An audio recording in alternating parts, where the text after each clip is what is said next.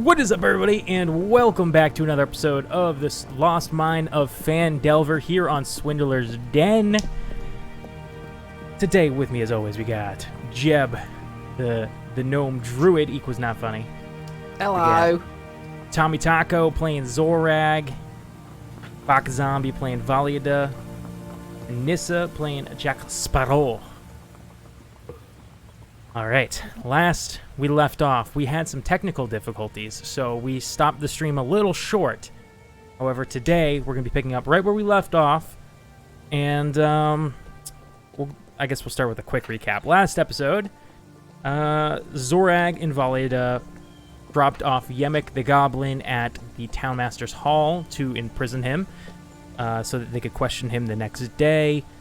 Jeb and Jack went to the one place in town they were told not to go, the Sleeping Giant Inn, and played a game of Five-Finger Filet in which they won, but then were cornered on their way out, and, well, Jeb went down, Jack was knocked out, don't know what happened to them yet. Then Zorag and Valida went to the Stonehill Inn to go meet with Sildar Hallwinter as he asked them to meet him there later, before they fell asleep.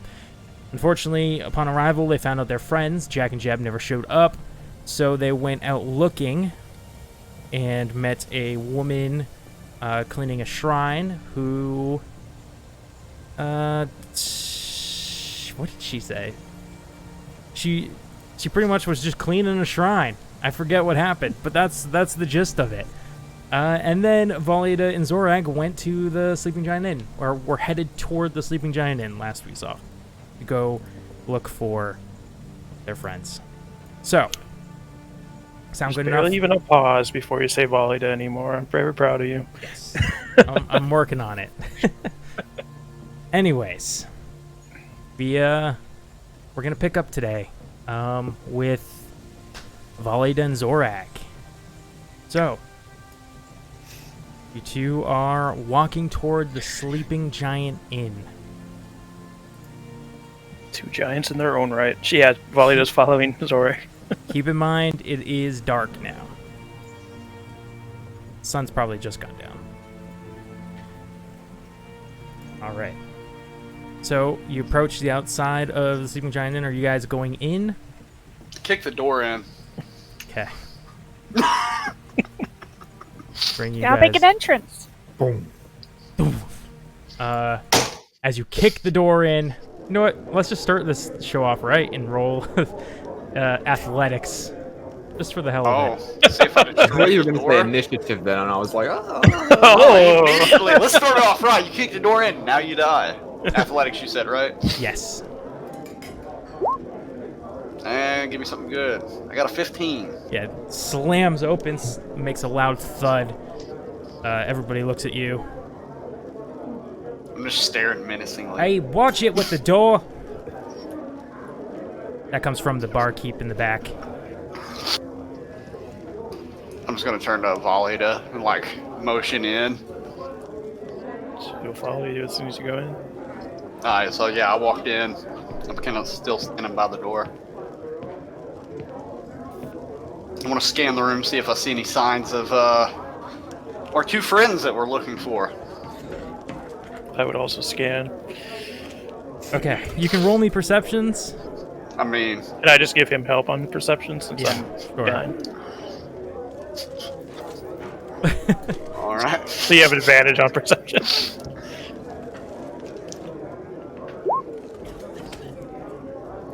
There it is. 21. So, yeah, you don't see any signs of Jack and Jeb. Yeah, they ain't here. Yeah, you're pretty sure you've checked. I mean, like, you haven't investigated, moved stuff around, but, you know, you can't see them. Do you think they are still looking around town? Maybe they got lost? It could be. Should we ask? I mean, we might as well get a drink while we're here. I agree with that. So I'm gonna start walking up to the barkeep that just yelled at me. Yeah. Especially seeing a dwarf behind the bar. She wants to go get a drink. As you approach the bar, what can I get for you? The strongest whiskey. Best dwarvish Coming up. ale you have.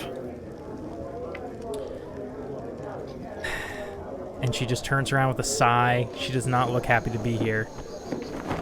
Begins filling up your ales. Did you happen to see a smaller being, a gnome and a human walk in here, dressed very oceanic? The gnome would have a lizard on his shoulder. Plops the drinks onto the table. I don't think so. What's it to you? I throw 5 gold on the table.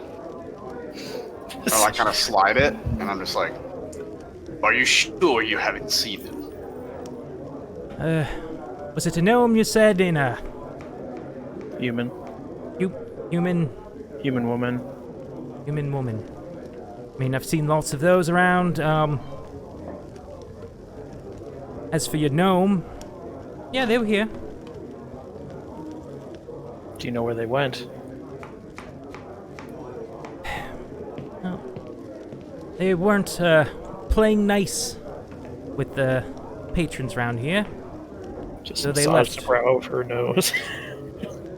They left. No word on where they were going.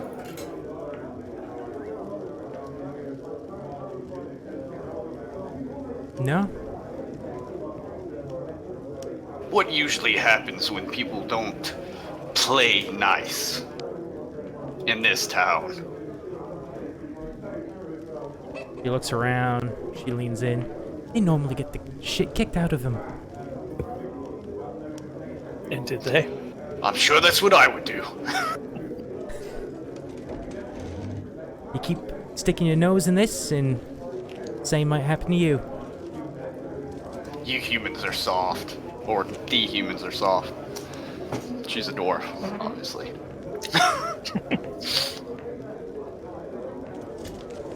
I do an insight to see. Sure. Okay. 13. She's implying to you that they got the shit beat out of them, probably. Well, if they left, it shouldn't be hard to find if they're beaten up. Couldn't have gone too far. I guess not. What do you think? Our move should be alright. Do we just wait for him at the other bar? I agree. We should continue our search in the morning. Sounds good to me. She'll finish off the dwarven ale. Put the Taking my tank- shot, Put the tanker throwing it down. down. Yeah, so that was 3 for your dwarven ale and 2 for you Zorag. What if I already paid for that? Silver. Did you already pay for that? Last session we did. Yeah. That's what Oh yeah, you're fine. Yeah. I know. what you're Technical saying. Okay. difficulties we paid for. Yeah. Okay. Yes, you're fine. Anyways, She did yeah, just take a lot of gold from me though. you get up to head out. You know, people eye you. It's weird. Newcomers coming in and follow you with their eyes as you walk out. I'm slamming the door when I walk out. Oh, the door.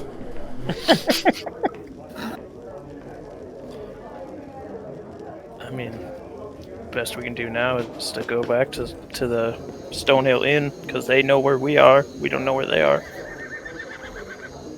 I agree. We'll rest up and continue. Sounds good. I think I have a nail waiting for me as well. Head back. Okay, back over to the Stonehill Inn, the superior of inns. You I say. I've got the rejoin us player. Let me do that really quick. Okay. Fill the airtime with nonsense, quick. Nonsense. We're good. We're good. He literally did fill it. Nice. I ate a cookie for breakfast. They'll never notice that seamless transition. It was a toothpaste Okay. cookie. Cool and subtle. That's what they call me. Yummy. So, come back to the Stonehill Inn. I can't remember if Sildar said he would still be up or not. I think he did. So yes, Sildar's still sitting there. Do you enter the tavern area, or are you going straight to your beds? I've got to do some nightly rituals before bed, so I'm going to turn in.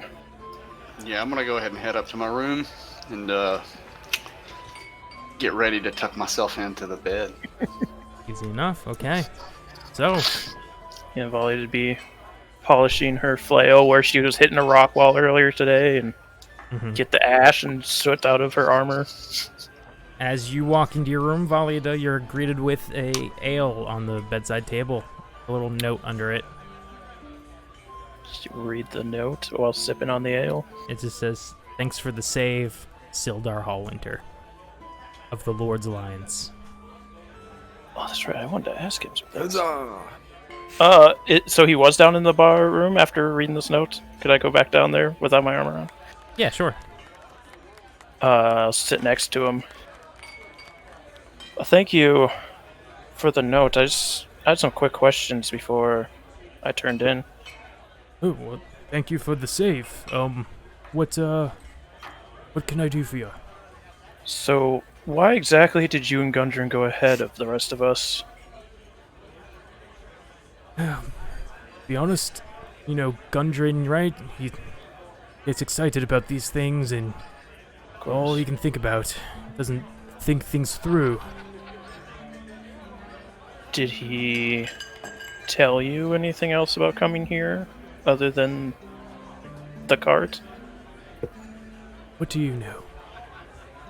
He told me he was here because he found something.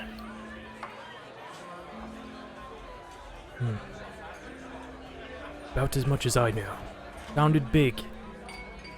Yes, he was very excited. As am I. One of So the we need... reasons need I a- agreed to work with him. As you know, I work with the Lord's Alliance, and Yes. I work to bring peace to places and prosperity, and whatever this discovery it is would benefit the town greatly, I believe. Yes. I feel like it would bring many good resources to myself as well. Also, we found an empty map holder. Was that belonging to you two? Yeah, it probably is Gundren's. I'd have to see it to be sure, but did you find it near our horses? Yes, I brought it with. It's in my room right now, but it didn't have a map in it anymore. I don't know if he took it with him or... Probably the goblins. Well, if it's important, hopefully he has it, because otherwise it's gone. With the fire and all. The fire and all. Right, fire. Oh, Right, about that, I'll try to find some men tomorrow. Good. We brought it up to Quaileen. She's gonna send some men, and the mayor sounded like he might send some people. Yes, can't really count on that one, to be honest. Yes, Elmer did mention that. Alright, well, I've got to finish cleaning my equipment, so I'm gonna head to bed. I just wanted to see what you knew. Right, of course, yes. And, maybe tomorrow I'll head down to the Hallmaster in my search for my comrade Yarno, and I'll, try and force him into sending men. Sounds good, thank you. We'll be going down the town master as well for our goblin friends, so hopefully get some information on where to find Gundren. Right. Alright, Chill well, out. have a good night's sleep. If your friends show up and I'm still here, I'll have them knock on your doors. Please do. Then thank you again. She'll stand up and walk out. So, that, you plop your heads down to get a night's sleep. Shins hanging off the end. Yep, your forms far too big for these beds, as both of you are big hulking beasts. You wake up and you level to level 2, so congratulations. Woo! We made it. Where's my sword? No, I'm kidding. All right. Started from the bottom, now we're here. Okay. Should we switch? I don't know. Let's see. Oh, okay, we're sticking with got you it? guys. No, I didn't. It keeps getting away. I've been watching you for like 5 minutes. Oh, like, I don't have to bad wait. one. I feel like I've quoted like 3 times. Shit. I'm not gonna lie, you moving your head around like that, I'm like, he has become the cat. He's got Wow, with the cat. He's not You gotta like get big chopsticks. dragging in front of me. Like your head went like that, and you went. You, I was like, oh, he's a I cat will right get now. it. I You swear, catch that I fly? will fucking get it. and I will consider letting Jeb be alive. Ooh. You gotta do it with chopsticks, Miyagi style. earn your life. That's not it. I don't Take think I have another. any. Take a life for your own. It's a trade. Beginner's luck. Okay, Man, so we're doing like ritual sacrifice in this podcast, or this video now. This is dark. Zorag and Valiada, you wake up. Big stretch, cracking all the joints, getting Mhm. Oh, back yeah. back in line. I might have to take up that halfling on her haystack. He might be more comfortable. Still Your covered arm. in goblin blood and dirt, so you know that's how I roll. I'll bathe when I find a river. Oh yeah, yeah. She wouldn't get her arm around. It's breakfast time. She gotta go down for breakfast. Right. Okay. So you both go down for breakfast. You sit at the table. No Sildar in sight today. Gotten an early start to the day, perhaps, or maybe he's sleeping in because he was very hurt last you saw. But Elsa, the barmaid, walks over to you and, oh my God, you guys again! It's so You're- good to see you. You're still here? You course. really do work all the time. Non-stop. That's me, you know. So you are you at home for like 3 hours? Like Give you or just take. live here? I mean, I have a room here. So the room is your home. Anyways. So, what can I do for you? Do you want to order first Zoreg or? Bring me all the meat. Okay, we have bacon, we have chicken, No, we have pork, no. we have All the meat. all the meat. Okay. I'll just have eggs and sausage. Just one sausage. 2 eggs, 3 sausages. Coming right up. And some dwarven ale, please. A little early, but okay. Start the morning right. She Can't wants get a up hangover if you don't stop drinking. to go get your orders. They really have to get another barmaid here. She's here all the time. She looks like she enjoys it. I mean, teach their own, I suppose. So what's our play for today? Where do we look for them? They didn't come to our rooms last night.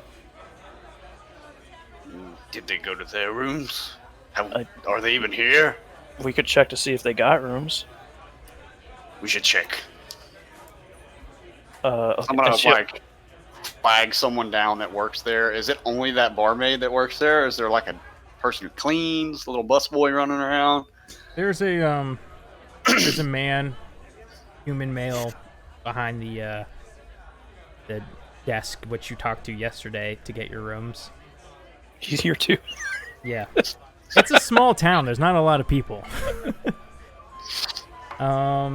Is there a pillow like back there where they're sitting?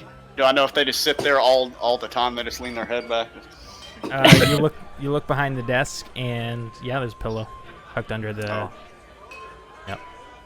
just gonna turn to Valida. I think everyone who works here literally lives here. Do you think they're slaves? Do they need to be freed? I'm like, Standing right here. I'm brandishing my axe like, freedom. What can I do for you? Yes. Did a human woman dressed in, I'll just say it, pirate clothing and a gnome come in here last night? Get a room? Can't say that they have. Haven't seen them. That doesn't bode well for those two. I have a question. Anyone who ever got in trouble at the other tavern, what would happen to them?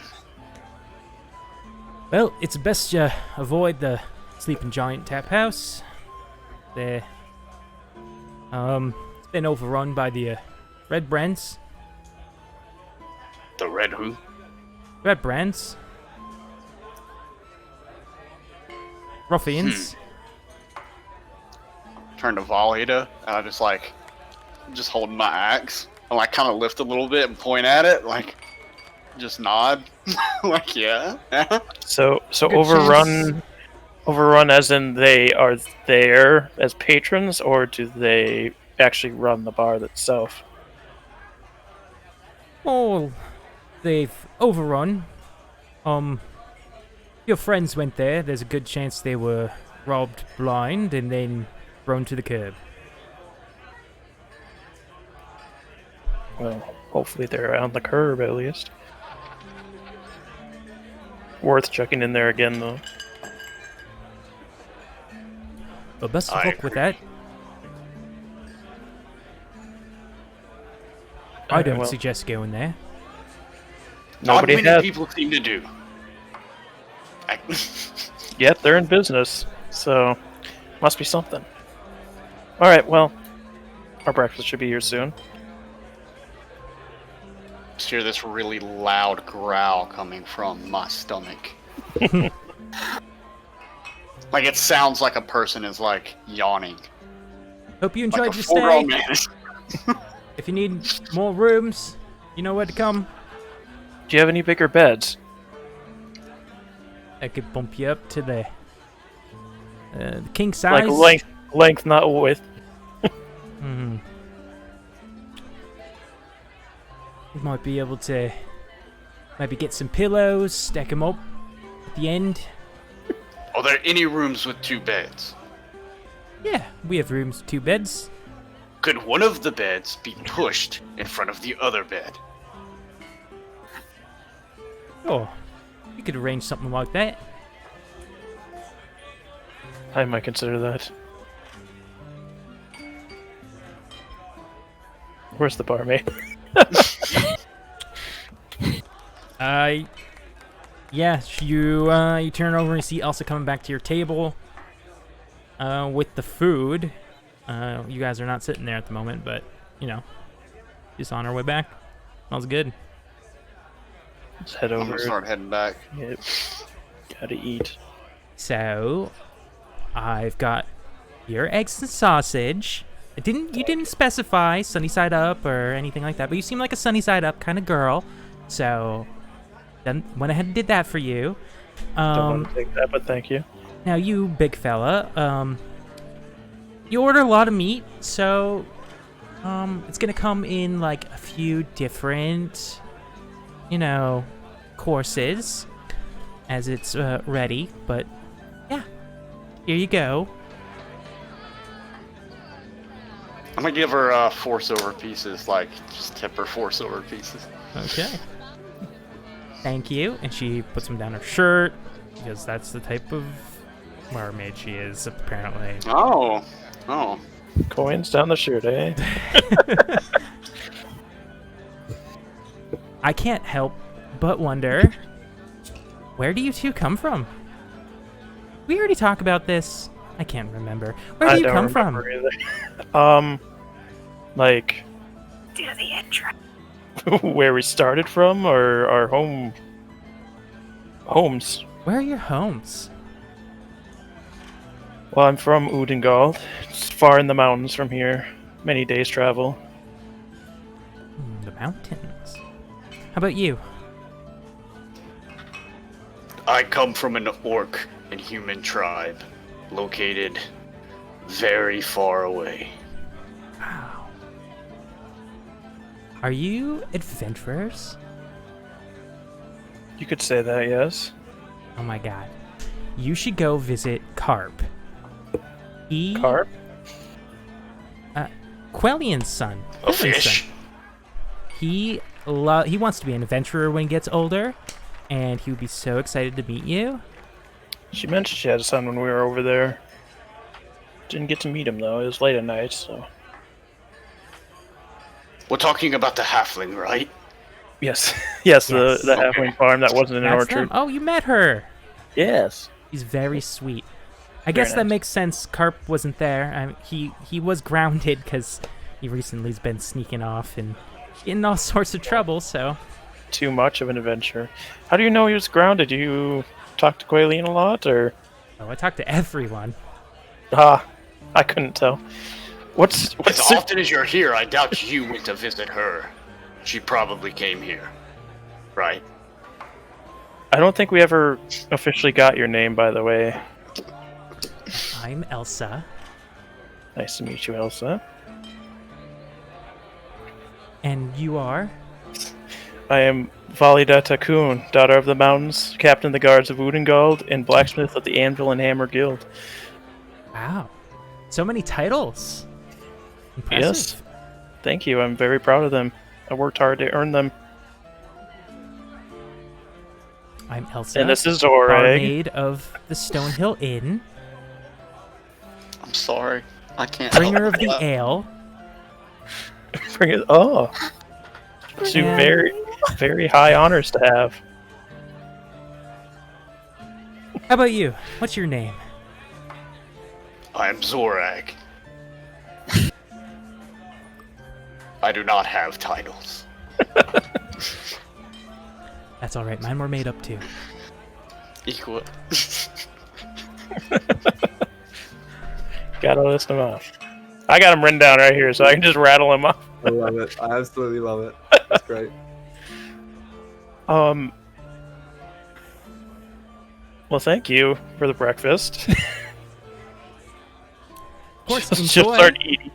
And I'll come back out with the rest as it's ready. I'm just drooling as I stare at this mountain of meat. And then I start tearing through it. Like, you could tell I am not civilized at all. Just burping and just... Yeah. Probably no strangers here to people burping in their tavern Yeah. and being slobs. Just slobbing it up. After a little bit, she'll be, Zorek, is she still standing there? I turn and look. Is she still there? No, but she's like behind the bar now and she's just staring at you guys. I was like, I got just a big, like, turkey leg in my hand. I'm like, she's behind the bar. Just keep eating. She's very nice, but she can talk an ear off. Good for future information, possibly.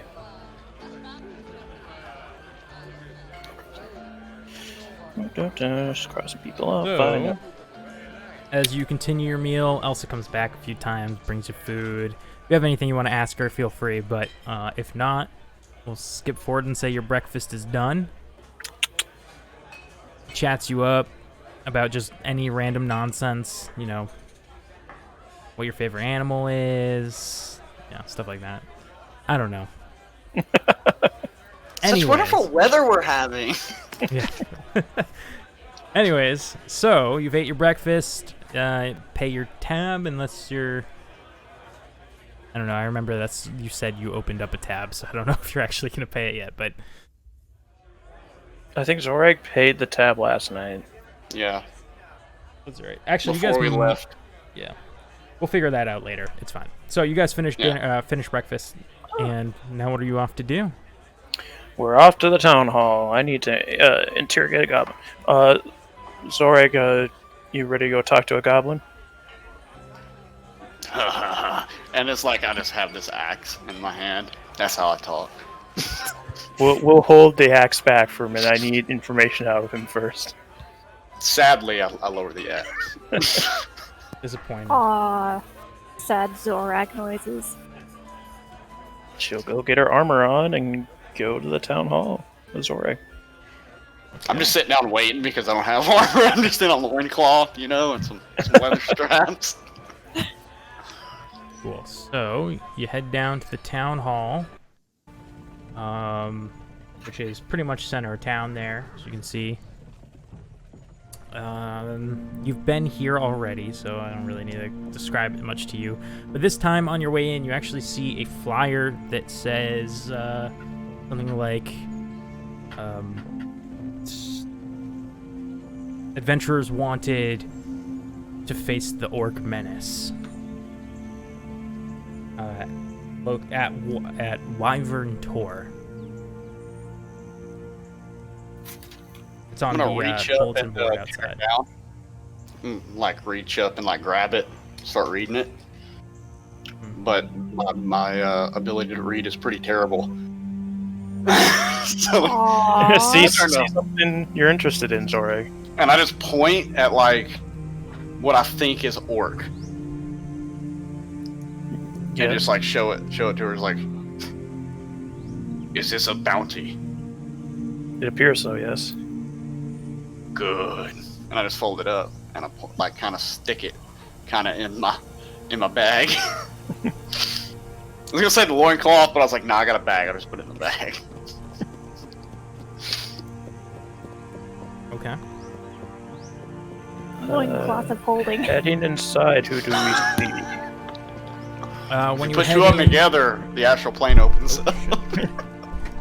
At the far end, there's a woman behind a desk, probably the town clerk. And that seems to be all that's in here. Approach her. Oh, Yeah, as you approach, you actually can hear like some muffled like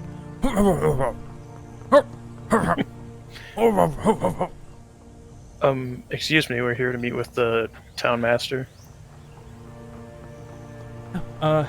he's rather busy at the moment.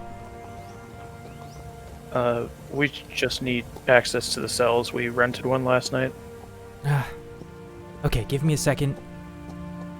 She steps around the desk, goes over to the what you know is the office because last night you grabbed the keys from in there. She opens the door. You have a few people here saying they want to access the cells. And here.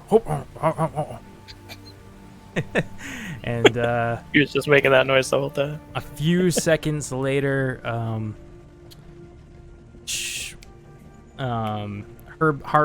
Harbin Wester and comes out, followed by Sildar Hallwinter. Oh. Oh, right, you all again. Oh gosh. Here for the Goblin. Yes, we're here to...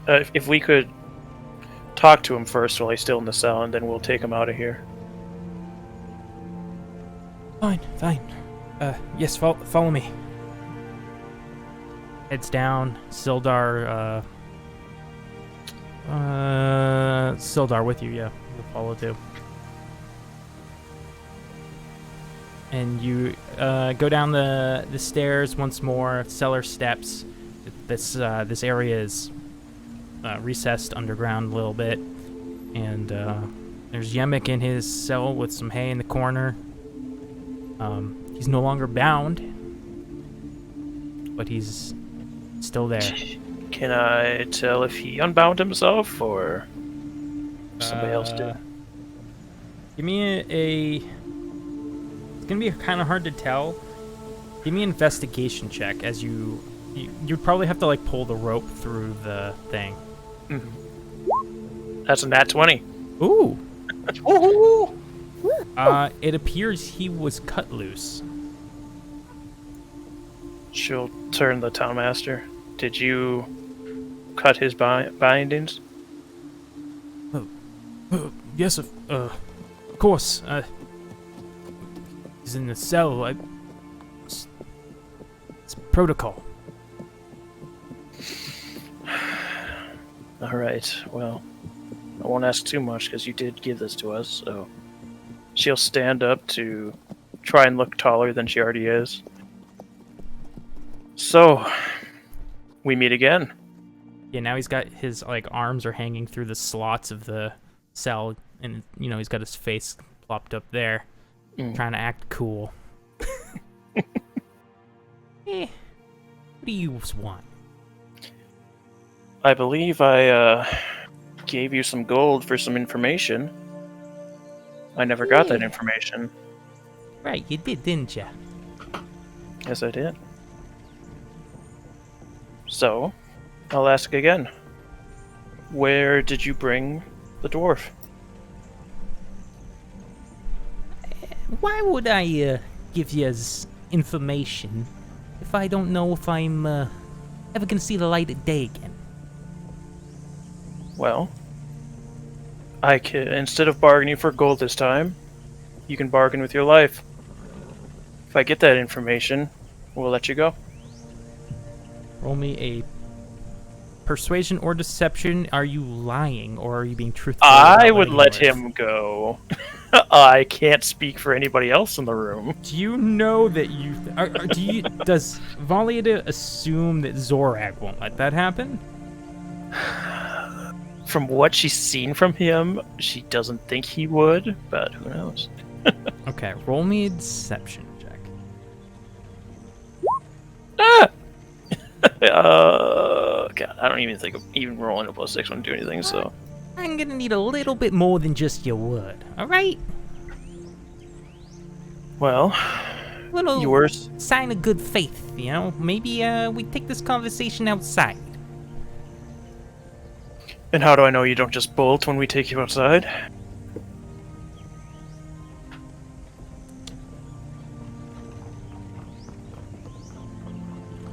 That means I has nowhere to go.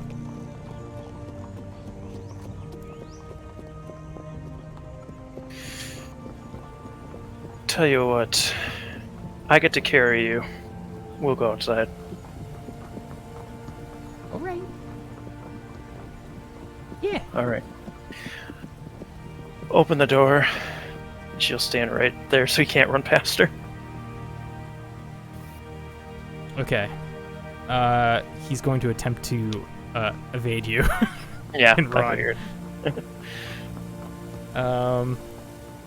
We'll do athletics versus acrobatics as he All tries to leap over your shoulder as you go down to grab him. Mm-hmm. Of an 11, I'm using my inspiration. To D6, right? So 16. Ooh, not bad, not bad. Okay. Yeah, you managed to grab him. Just holding him by the scruff. Trying to squirm out. See why I wasn't trusting you. You already tried to get out and we're not even outside yet. I mean, you don't seem very bright, okay? I thought that was pretty obvious I was going to try it. Well, looks like I am bright enough to catch on it.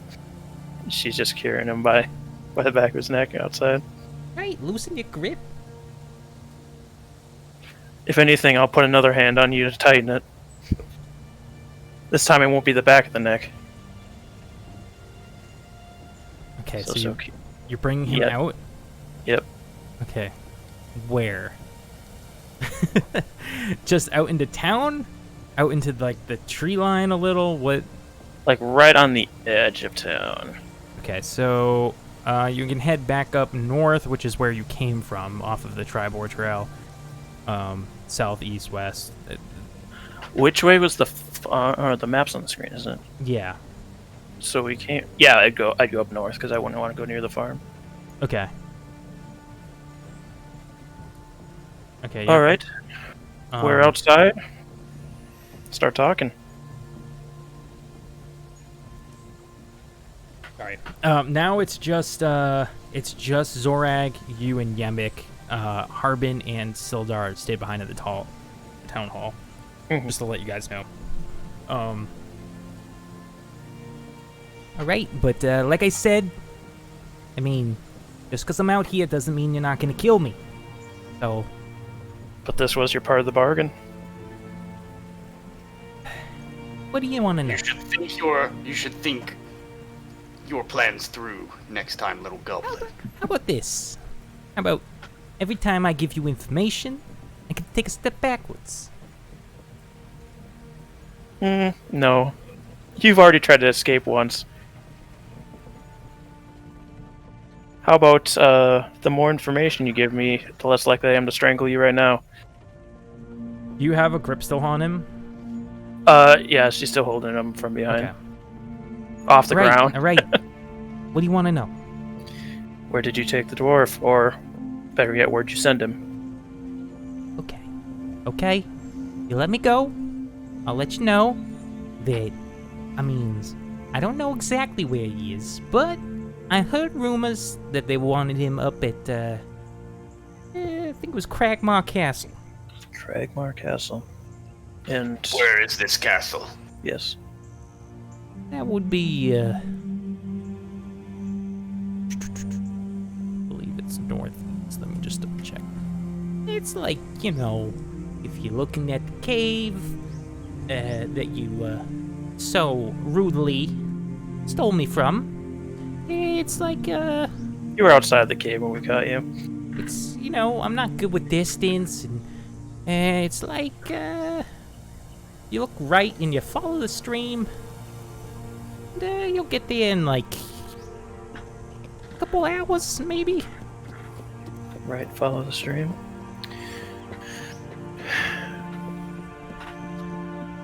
And... I think that's all I need to find him. Zorak, do you have any questions? How fast can you run? And I'm pulling my bow out as I say this. Wait. Hold on there. Hold on. Look, I'll give you more information if you don't. I just don't want to die, okay? Fair enough. Start talking. It was, is this guy, he's human like yous, or maybe he's, I don't know what he is. I've never met him, but he seemed rather interested in the capture of Gundren, so we kind of was doing him a favor. So human pays you to capture him? Not another bugbear? Look, it comes down the chain of command. It went from, King Grohl to, then down to Clog, and then me. Do I recognize any names? Other than Clark, obviously.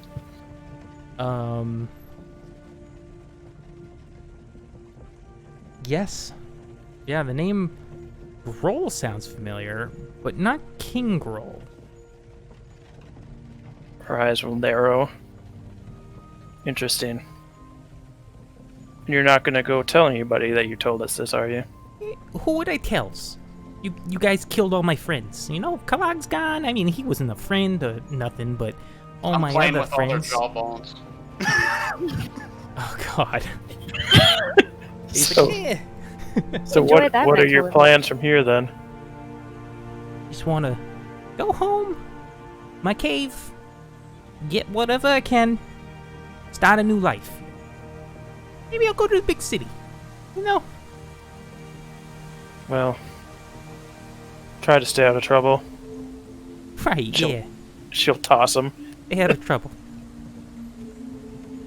And I'd run Serpentine. Zorak's a good shot. She'll start walking back to the town. I'm already aiming this bow. Yeah, he's going to start sprinting full speed toward the tree line in the distance. Go ahead, Zorag, give me a attack roll with the bow. It's a 20. That hits. Roll the damage. An unnatural one for once from him. Yeah. 5. Okay. He takes a hit to the back of his leg. And he stumbles a little bit, but he keeps zigzagging toward the tree line. You're gonna have one more opportunity before he's clear. Go ahead. You would like. I'm gonna do it. Come on, give me something good. 22. 22. Oh.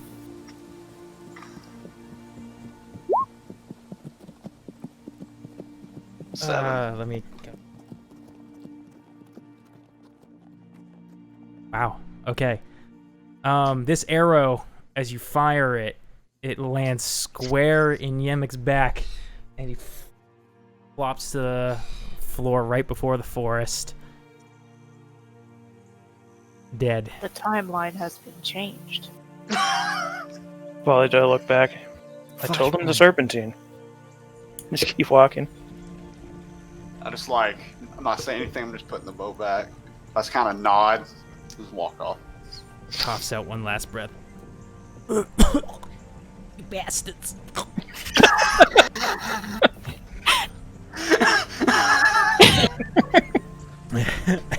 You bastard! Anyways, on your walk back into town, you see a oxen cart. It actually looks like probably the same two oxen that you guys came on, and cart. And it's got like 3 or 4 men on it with buckets full of water, heading what you can assume is the forest fire. Can I tell if they're farm hands or like people from the town? Yeah, roll me a perception. Car snap. Hard to read. 16. Yeah, I mean, it's hard to tell specifically, like, you know, are they Yeah. farm people or not? Because, like, you know, you see somebody and just kind of, like, think in real life. It's not like you can tell their occupation that well, Yeah. but they're wearing... Are they wearing plaid? They're not wearing anything fancy. They're wearing, like, overalls and hats and stuff, so you could probably assume they're farmers, but... Or, you know, hardworking labor folk. I don't know. Well, it seems like Quaylene's found some help. Hopefully the rest of the town comes through as well. But we have a pyro and a thief to find. Shall we? We shall. Back to the Let it- sleeping giant. I mean, where better to start? Head towards the sleeping giant. So, with that, we will switch scenes over to our friends, or friend, or friends. Go ahead, Equa, roll me a D. Oh wait, hold on. I just realized I don't think I cleared this. Roll me a D6, Equa. Yeah, I forgot the this page. D6. 6. Oopsies. Okay. You got 6. Wow. Okay, that's interesting. All right. So, Oh, all the way over there. There we go.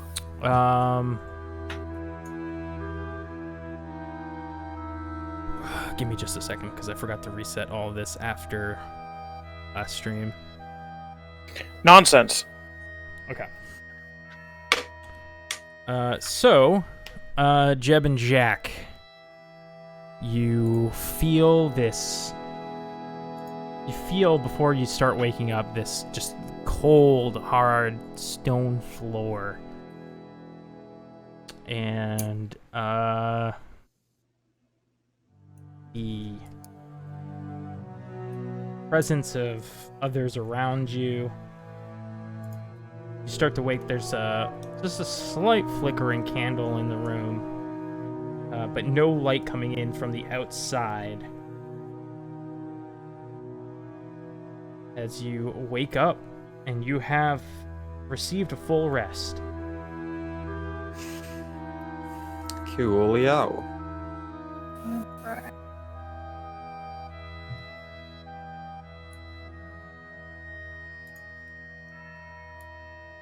So Jack we wake is up and slowly there's, gonna. it's just us and the other people that we see in the room. Yeah, so as you clear your eyes from waking up after your battle, Jeb, you look down and, you know, you seem like you've been patched up. Not like, you know, the best patchwork ever, but you feel much better now because you've gotten your long rest. As you clear your eyes of gunk, you notice that you were in a cell behind bars.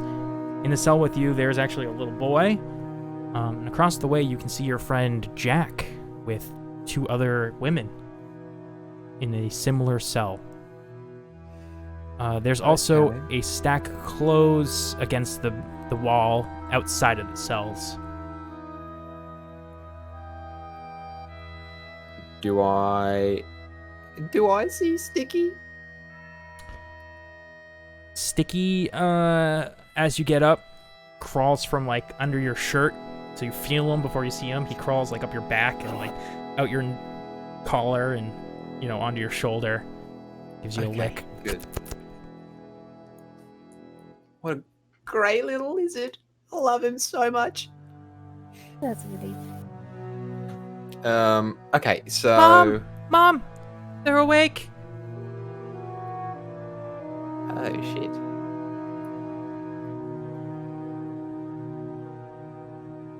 Jack is gonna kind of get up very slowly and do a self-assessment and check to see that she still have her items with her.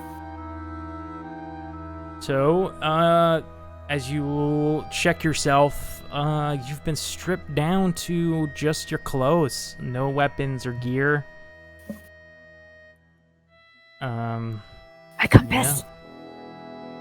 Yeah. She has a look of panic on her face before she schools it, noticing that there's a couple other women in the cell with her. Where do you normally keep your compass? She normally keeps it in her front pocket. If they'd be interested in a non-functioning compass, I'm gonna roll something here. Just because I like rolling, really. Yeah, no compass.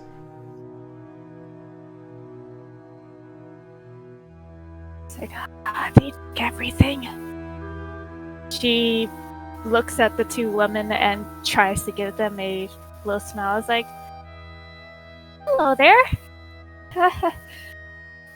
What brings you to this interesting establishment? Keep your voice down. They're gonna hear you and they're gonna come in. Sorry. So, hi, I'm Jack. Who are you? Hi, I'm Myrna. Nice to meet you. I'm Phandalin. My husband was killed, and we were taken.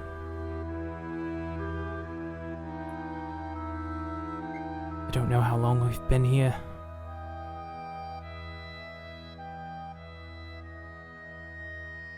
You wouldn't. Alright. You wouldn't have been part of some sort of rescue party, were you?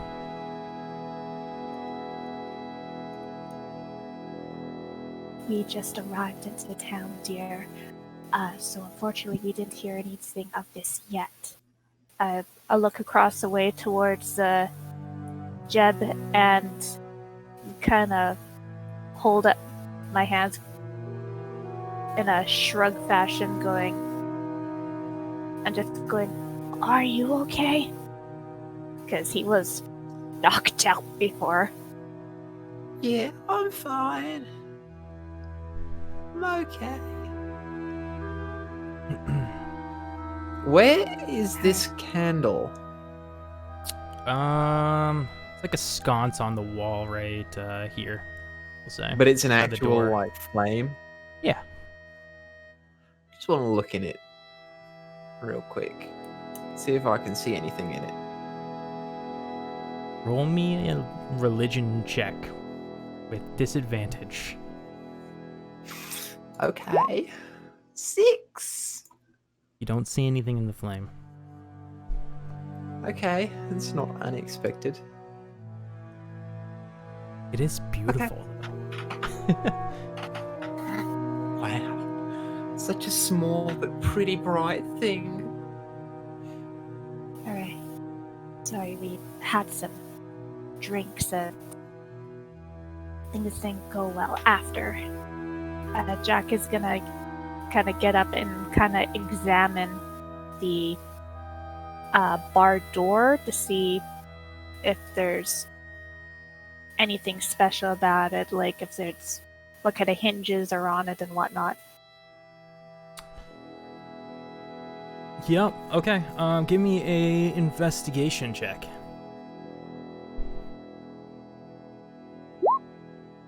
$19. This looks freshly built, maybe within the year.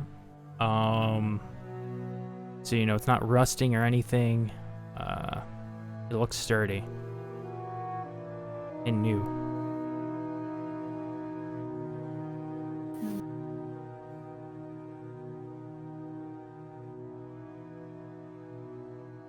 All metal.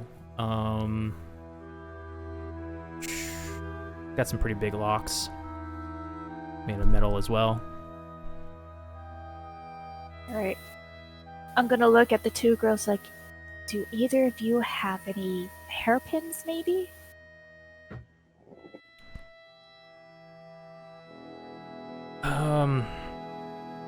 No, they don't. Neither of them do. I just realized I said the wrong one. It was Nyssa was talking to you, not Myrna, so she would have said I'm Nyssa. Nyssa.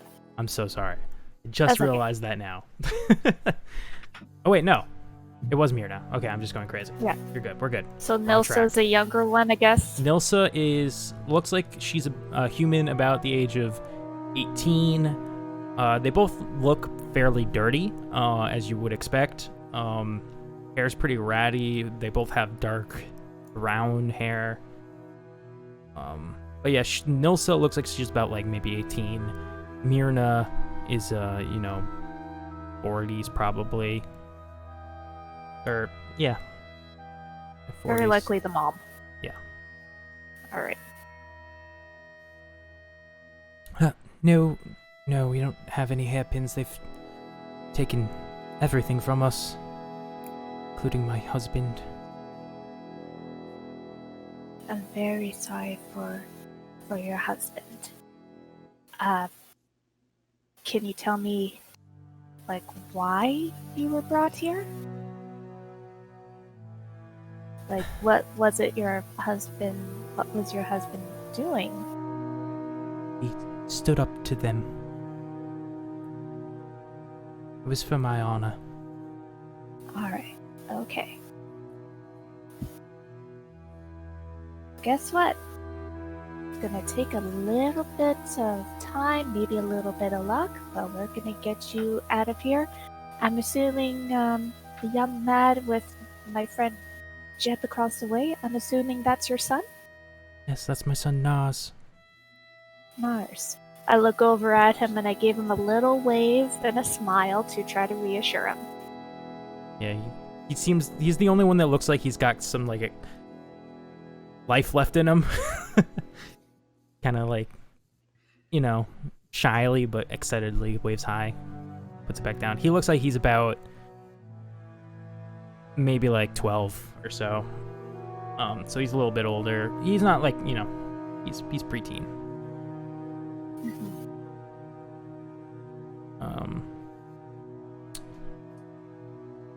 I don't know how you plan on doing that. I'm pretty secure in here. Okay, so, can you tell us who brought me and Jeb in here? Were you able to see who it was? I think the one that brought you in here's name is Raiden? Something like that. Raiden? Raiden. Oh, Raiden. Okay. Alright. So, hey, Jeb, do you think you can set the regs on fire, or do we have anything that Why? could... Why would I do that? I mean, yeah, I could, obviously. All the The time. thing is, if we can get someone in here, and then we can get them distracted by the fire, we could probably cause enough disturbance to get us some keys.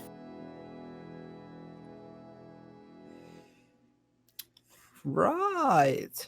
Okay. Unless Yeah, your I little buddy suppose. Sticky knows how to fetch keys, but I wouldn't recommend it myself. He could, So, but I wouldn't want to risk his life.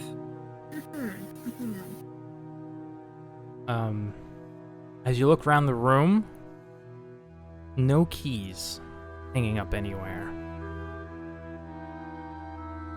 However, at this moment, you hear the door as It's the a saddest man door. walks in. Yeah, It's been used a lot. could use a little grease, I guess. The man is one of the two men you were playing Five Finger Fillet with, not the first guy who was drinking a bit more, but the other dude. And in his hands, he's got a tray with some bowls on it. You load her up.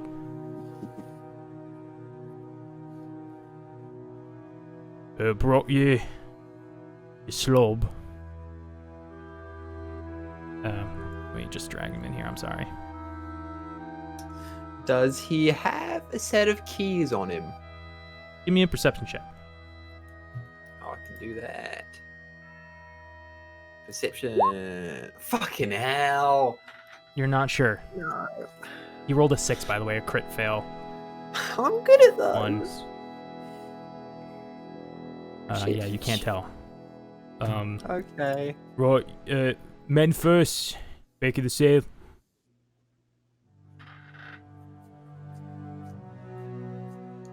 Go on. You want your food, don't you? As Nars Yeah. is used to this, he steps back. I will begrudgingly step back. Right. He plops two. He steps up, plops 2 bowls onto the ground of what is just like a brown mush. You're not really sure what it is. Kicks both of them through the holes in the bars into your room. Charming. Great. Yeah. Awesome. And then, if you don't do anything, he's gonna go do the same. I don't. All right. You, miss, back of the sale. Just a quick question, mate. What time is it? I'm not here to answer your questions. Fair enough. Jack moves back, and she looks to see if he has anything on him that could be keys or even a weapon. Okay. You also roll me perception as he plops down the remaining. Well, actually, he has 4 bowls, so he plops down 3 bowls and kicks them through. Roll me your perception. 13. 13. You don't make out keys on him. Doesn't mean he doesn't have keys, but you do, because you know what you rolled up. She rolled a 13, by the way. Anybody just listening to the audio, you do, because you've seen this man before. You do see that he still has his short sword on his hip. And yeah, that's it. That's his, standard leathers he was wearing the night before. Alright, she's gonna stay against the wall until he steps away. Yeah, he kicks through your bowls. He takes his, and he goes and plops his bottom down on the pile of clothes. Begins eating it with a spoon. Do we have spoons? No.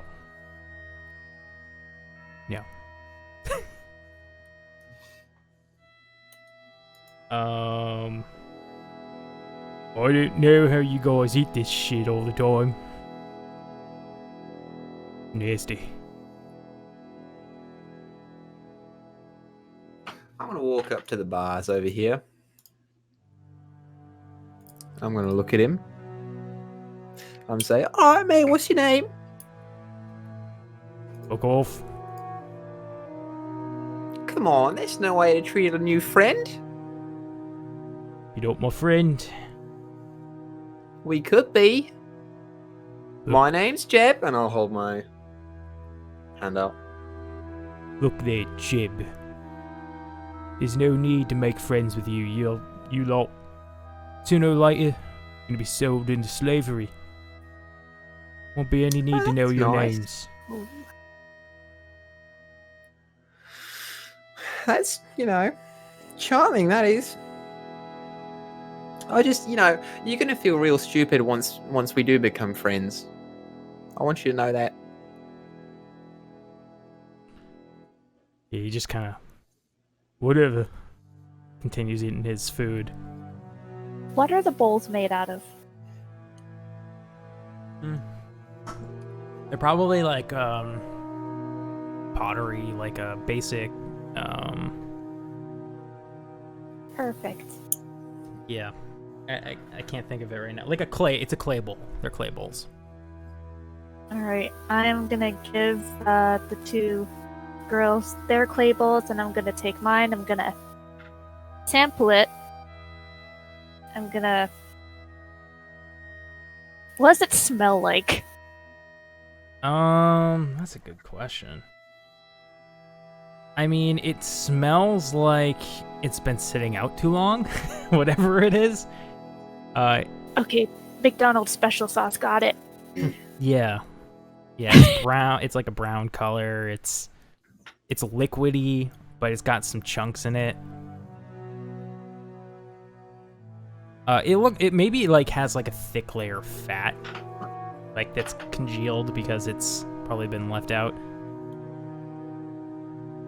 It's all come to the top.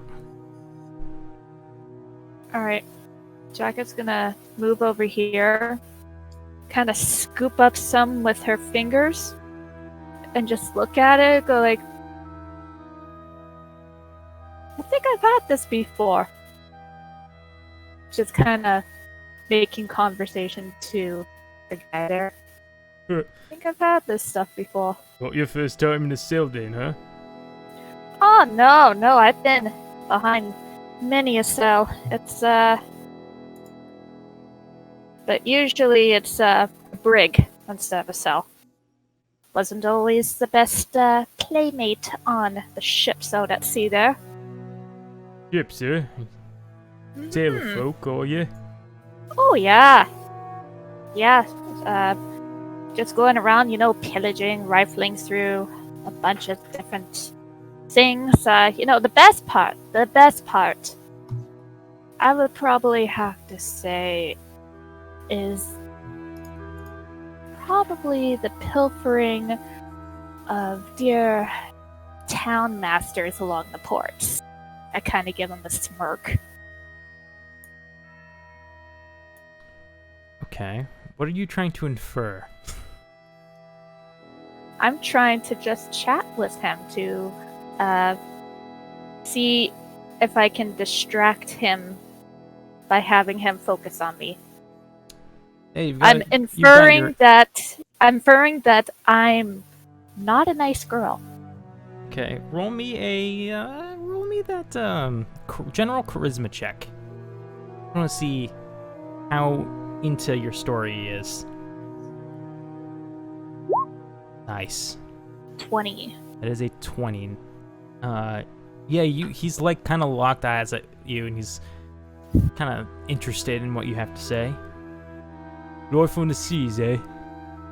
Oh, it's been all my best years on the sea there, mate. What, is the pay well? You know, It pays I how know you don't want get- to be paid. Right. Of course. The thing is, the problem with being on the sea on a respectable boat is that you have to be respectable to so-called captain. While this is happening, can I subtly cast create bonfire underneath of him, under the clothes, You can't just until it catches fire. Is there I mean, a verbal it's component? verbal. Okay. Yeah, it's verbal, So, but as subtly as I can. I mean, yeah, as subtly as you can, you begin to cast create bonfire. Are you saying that you're starting it like small and gonna like slowly increase it, or? Yeah. Yeah. Okay. Sure. Yeah. Under him on the clothes, you said. Yeah. So I want the clothes to just start to catch, and then I'll drop it. Interesting. Okay. So Yeah. Jack keeps trying to chat with him. I know what you mean. Yeah. Bosses can be real pricks. Yes, they can, but I tell you, the best decision I ever made was becoming said boss. I had my own ship for the longest time, for almost 5 years. It was pretty easy when you become a pirate. You smell something. Jeb's probably just cooking his portion here, like, have you seen this stuff? And she just kind of smacks it on the ground and just flicks her hand a little bit. And it's like, might be this. Where was it left out? Yeah. She smells her hand. You don't want to know.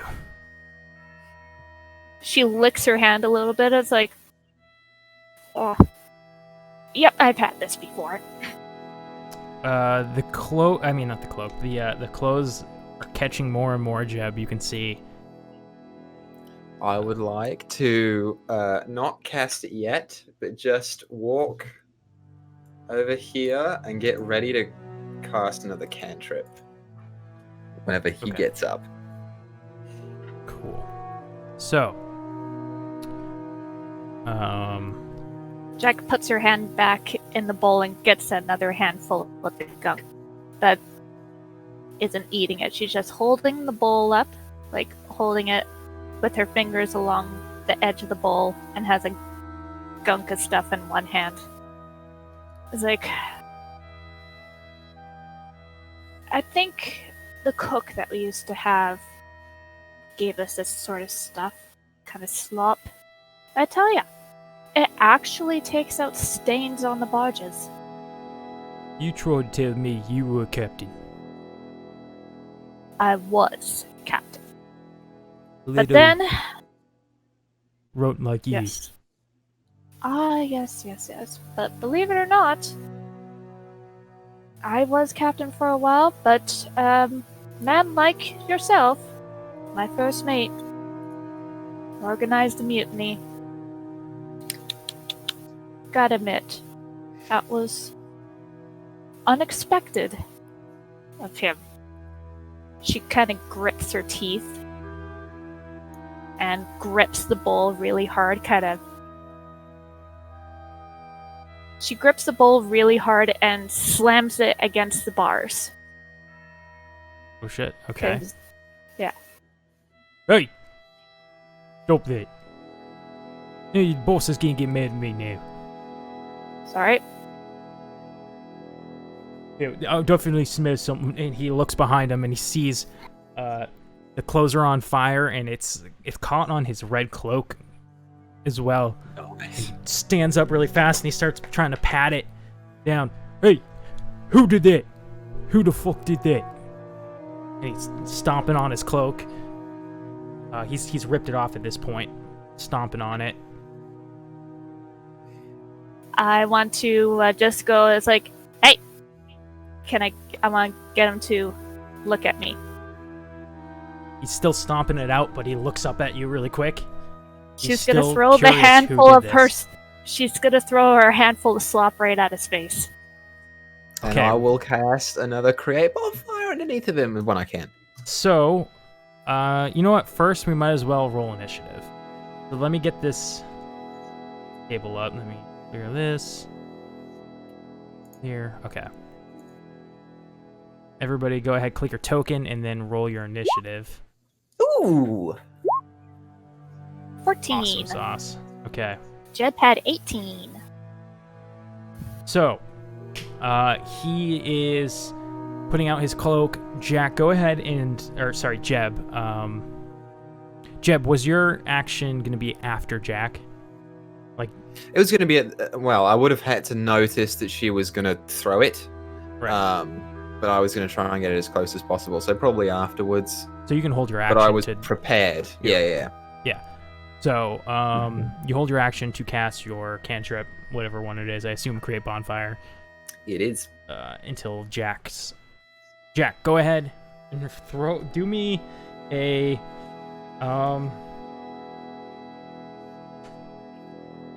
don't know what this would be. A dex? This would be an improvised weapon. Right, an improvised weapon, which is what? Is it your... It's just a straight attack roll using either dex or strength, depending on what you're using. Alright, so roll me a d20 plus your dex.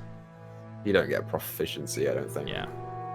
Alright, so D20, and do I just hit dexterity, or? No, Oh, so it's I guess like you could do D20. that. Yeah, just hit the word dexterity and it'll do essentially the same thing I'm asking for. Okay. Dexterity. Okay, Ooh. cool. So yeah, 21. This Because just she's just going to hit him in the face. She doesn't care about the impact. right. Yeah, it doesn't She do just any wants damage it. because it's just gunk, but it splats Yeah. him right Light in the him. face. With all that grease. And so on his turn, are you done? Was that all? And she's gonna stand in front of the cell door in case he comes forward so that she can, Okay. so he doesn't get near the girls. Right. And So- that's her turn. Jeb, your bonfire goes off. Yes, right underneath of him. Go ahead and That's a dex save from him. next. Let's see. 22. So Rat bastard. he's already kicking his cloak, and he's pretty. You can't get a beat on him because he's so frantically moving about, stomping and stuff like that, trying to put out the fire that you just can't, whatever. And he catches seeing this fire start to come up from under him, and now he turns and he faces you. Oops. Does he take half damage or is just none? It's none, right? None, because it's a cantrip. So he steps away from his cloak and his and the bonfire. He looks at you. Hey, it's you. Get to the back of the cell right now. It's Go not my on. turn, I can't do anything. Yeah, he's yelling at you to get to the back of the cell. Do it or else. And he pulls out his sword and he's gonna get right up in your face. He's holding his sword right up against the bars, and if you don't comply, he's going to attack you. Okay. Jeb, I will move to the back of the cell and... Shit. Are the walls damp? are the what? Are the walls damp? The walls? Probably a little bit. Okay, well, he's not standing in front of the door. Okay. No, I'll just move back and I will... Okay, it doesn't do enough damage, fuck. I will, instead of casting my normal fiery spell, But he has I grease on his will, face. I don't know if the grease is flammable or not. Bonfire there. I will instead put my hands up and put them behind my head, and I will pull a little drop of sweat from behind the back of my neck, and I will flick it at him, and I will cast Ice Knife Okay. again. So that's a ranged spell attack from me, which is natural 25. Ooh, nice. So roll that damage. Right. Does he? I'm familiar with how spells work. He doesn't take double damage from a hit on a natural 20 on a spell attack, does he? Yeah, he does. Oh, he does? Yeah. Shit. So that's 2d10 piercing damage. So 4 and 2. Okay, so he takes 6. 6 damage from the piercing, and then he's got to make. Yeah, he's got to make a dex saving throw. Another one. He rolls a 5. He takes another 2d6 cold damage. 5. And I roll rolled another pretty bad. 5. Oh, that's total. Okay, never mind. I see. Yeah. But that's not doubled, right? Because that's not on the hit, so that's not double damage. Did that not already double? No, the No, secondary it's shouldn't 6. double because he has to check No. again for it. So it's off of his dexterity check. Okay, so it's not. It doesn't go Yeah. off the crit. Okay. Cool.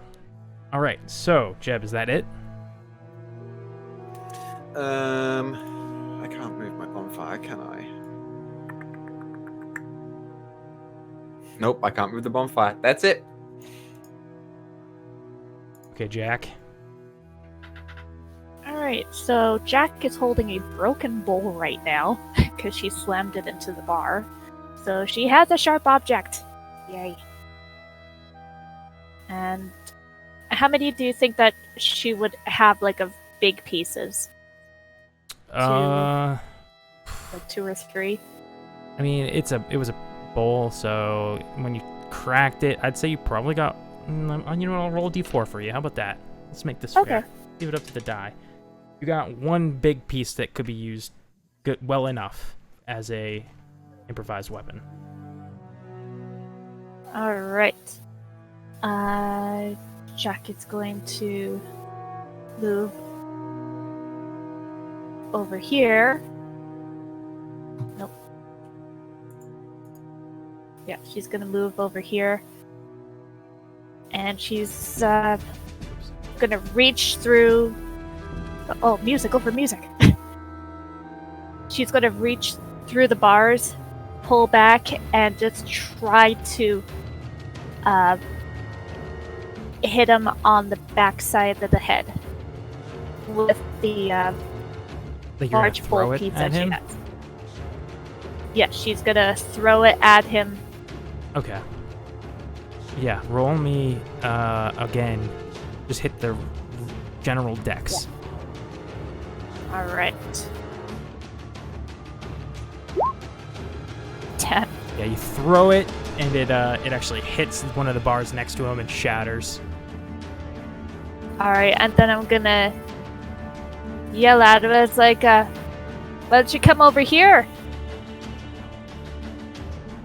Look here, I will. And he And just kind of give him an innocent grin. and is that it? Yeah, that's your turn. Okay. His turn. You all stay right there. And he goes to the door, opens it up. He goes, Hey, Rob Shoe, bring me my red cloak. Bring me a spare red cloak. And get some men in here. We have some trouble. And quickly, he's going to reach around the corner of the door, and you hear jingling. Snags it, brings it back in. So it's a free action, called out. So he's going to come over here and begin to unlock the door. Okay. That will unlocking the door will be his action. So, Jeb.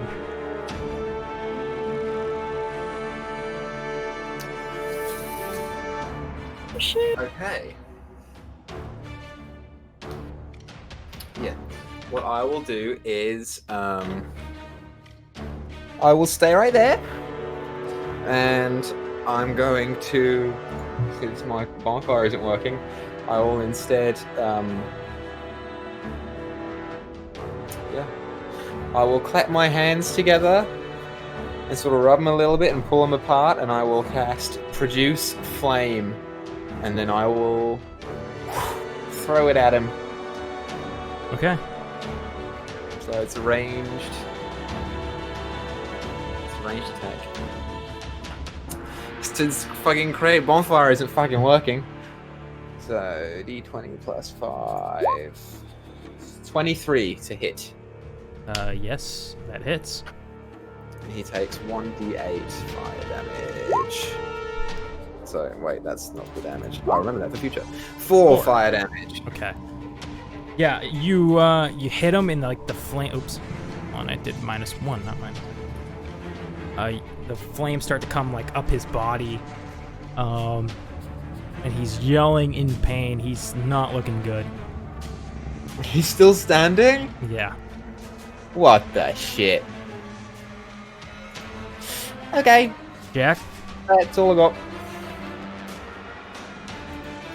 Let's see here. Jack is gonna take is grabbing one of the other bowls that with the slot that the two girls has. Does that count as an action or a bonus action? To pick up one of their bowls, you can just do that. Alright. She's gonna pick up one of the bowls that's closest to her, grab out the gunk, and she's gonna aim to throw it at his feet to hopefully make him slip. Sure. So, another dexterity throw. Yeah. Sure. Hopefully it doesn't burn up in the fire. 12. Mm-hmm. Yeah, I mean, it lands where you want it to. You might have overestimated how much is in there. But yeah, it lands where you wanted it to. Is that your turn? I'm gonna yell out as loud as I can. It's like, Rumshoe, is that you, mate? No response yet. And that'll be her turn. Okay.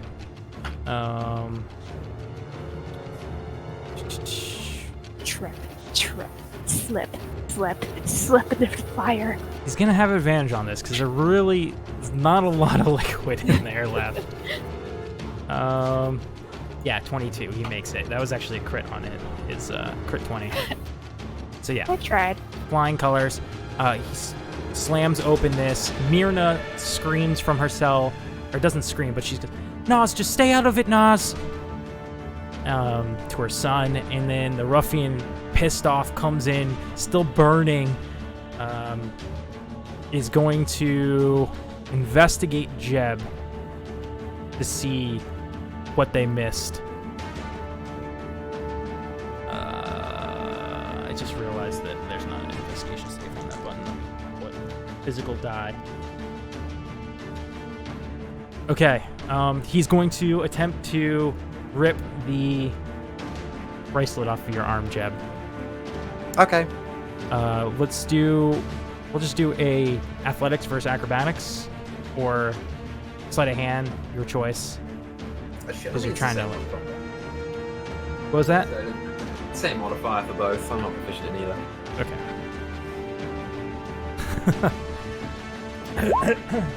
12. You're not gonna believe me. I will take a picture. Rolled a nat 20, dude. No. So he just rips this bracelet, and as the audience hasn't seen this before, it's like vines wrapped around Jeb's wrist, and it's got a triangular flint rock woven into the vines, tied by the vines on his wrist. And he yanks it off of him and throws it into the middle of the room behind him. That was his action. Jeb. So, Shove him. question. Shove him. Mm-hmm. First of all, does the bonfire go out? Yeah, I guess it would. Okay. The clothes are Second of still on all- fire, but barely, because, it's just a pile of clothes and been burning for a little bit now. But that's still on fire. So my next question is, since Wild Shape is not a spell, it's a feat, a class feat, do I need the focus to activate it? great question. Let me see if I can find out. Druid wild shape. Magically assume the shape of a beast they've seen before. You can use this feature twice. You're being as many uses.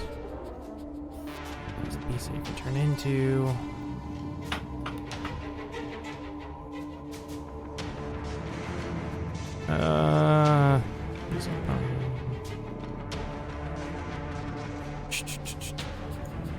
That is a really good question. I am not entirely sure. Can't cast spells. That's-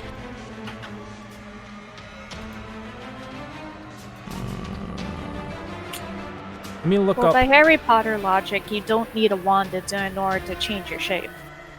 Like if you're an animagus. Out. Focus.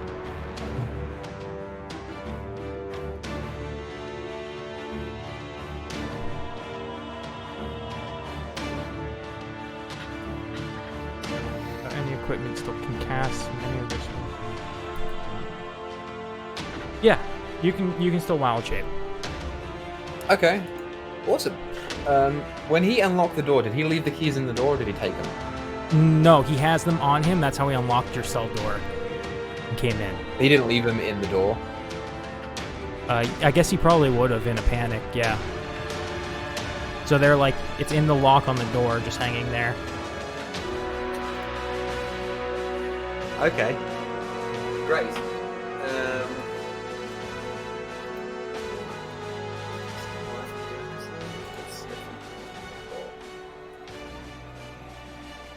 Okay. You know what? Yeah, I'm not even gonna fucking risk it. I will attempt to run straight past him and grab the keys out the door and keep running. Okay. Are you taking a disengage action? If you think I could, Are you would it be prior- my action to grab the keys out of the door? That's a good question, because that's a little more complicated than just grabbing something off the floor or something, because you have to twist it and pull it out. Yeah, I'm gonna twist, pull, and then toss it. And toss it? Yeah. So if you think that's my action, then that's my action. It's tough. I really don't know. We'll You say... can say that's my action if you want. That's fine. Acrobatics Did you to get bonus- past him, did then you wild sleight shape? of hand, and then. Did you say and no? then No, not action? yet. Not yet, no.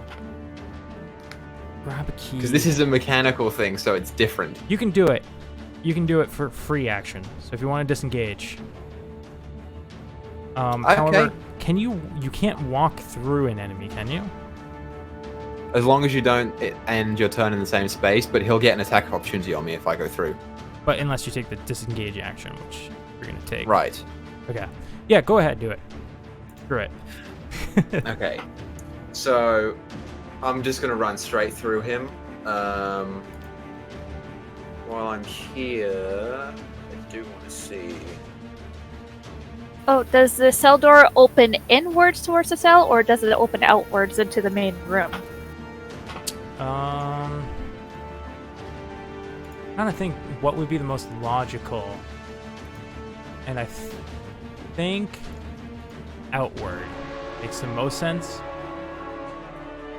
because inward, I guess an inmate could like hold the door open.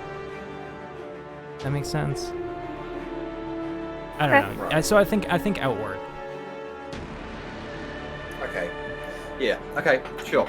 I'm not going to take the disengage action. I'm going to run straight through him. Okay. So he's gonna get his attack of opportunity as you try to run past him. Yes, he is. And I don't have my shield. Lucky for you, So my AC he rolled an 11. Without the shield, my AC is a 12. Oh, okay, yeah, you just managed to like dip out of the way of his swing. Fucking sweet. Okay, so I'm running past him, grabbing the keys, tossing them to Jack, and when I get through to here, I'll run 20 feet through. I won't have enough to pick up my bracelet because that's too much. So what I will do instead is I will wild shape into a Dimetrodon, which I will give you the stat block of Okay. Actually, I probably wouldn't have seen it, so if you don't accept those- it, that's fine. One of those things that we Dimetrodon. fought in episode 1 of Amoris, right? No, Dimetrodon's a dinosaur.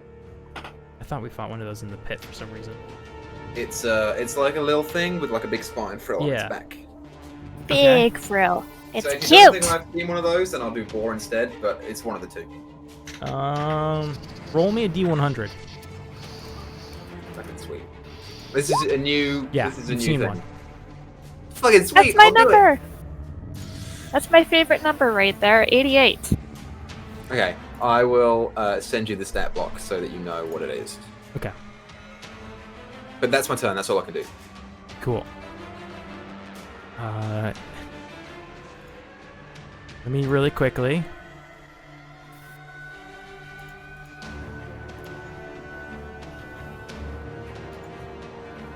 I know that was a Oh, really long shit. turn, but there was a lot of new shit there.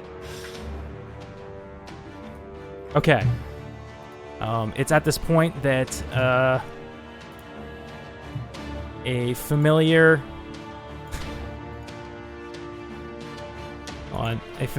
little goblinoid with one shoe runs into the room, holding a red cloak. Oh God! No, not little guys again! And he throws the cloak over to the ruffian. And that's his turn. Jeb already went. Jack. Alright, I'm gonna assume Jack did catch the keys, or do you want me to do a check on that? We'll say that was easy enough. You got that. You have the keys. Alright. She is going to unlock the door. She's gonna unlock the door, let herself out, and then unlock the door, get out beside Jeb. Can she lock the door again, or is that a different turn? So you took the key and you locked the door. If you use your you took the key, you unlocked the door, stepped out. So it would be your action to lock the door now, because you already used your free action to unlock it. Alright, so I guess I don't have another action to toss the keys to her. We'll say you can drop them right there. She drops them through the bar cage so that they're right Yeah. there. Okay. Sure. And moves to the side and just jumps forward. Wait, 5, 10, 15, 20, 20. Yeah, she goes right here in front of the door, and she just grins bright and gumshoes like, "Ooh, buddy, pal, do you have an extra sword?" Um, And Well- that'll be her turn. roll me a persuasion check with disadvantage. You never know. Persuasion with disadvantage. A 9. Ah! He's just kind of like afraid of you still. That works too. Ruffian's turn. Rumshoe, you idiot. He's gonna. He puts on his. He's just holding his cloak. He's gonna come out here and swing at you, Jack. Okay. He actually has a multi-attack, and I haven't been using it this whole time, so that's dumb of me. Oh wow. Okay. I'm gonna swing at you twice. An 18 and a 10, so I assume the 18 hits for 8 damage. Piercing. Okay. Yeah, and the 10 does this. Keep in mind you don't have your armor anymore if you had leather armor. Yeah, it's Okay. unequipped. Yes. Cool. Then, yep, just the 8 damage.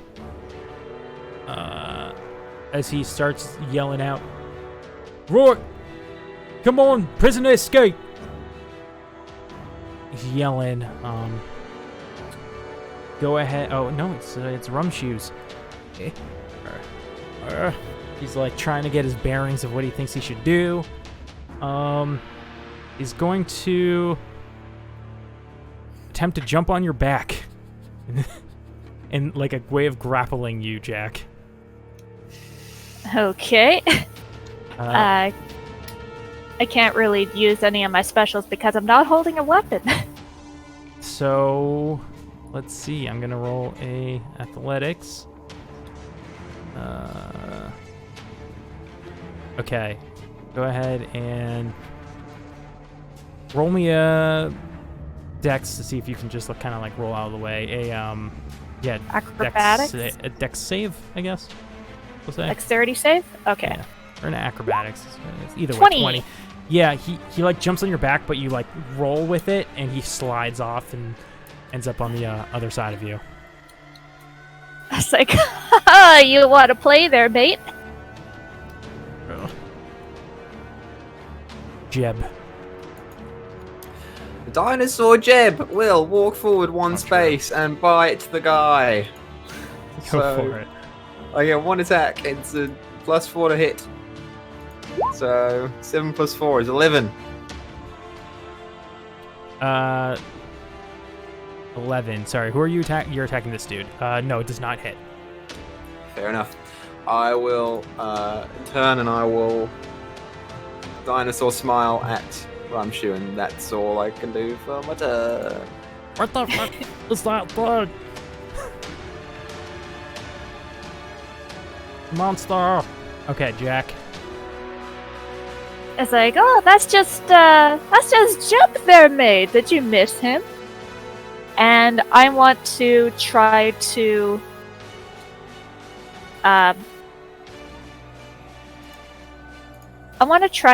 tackle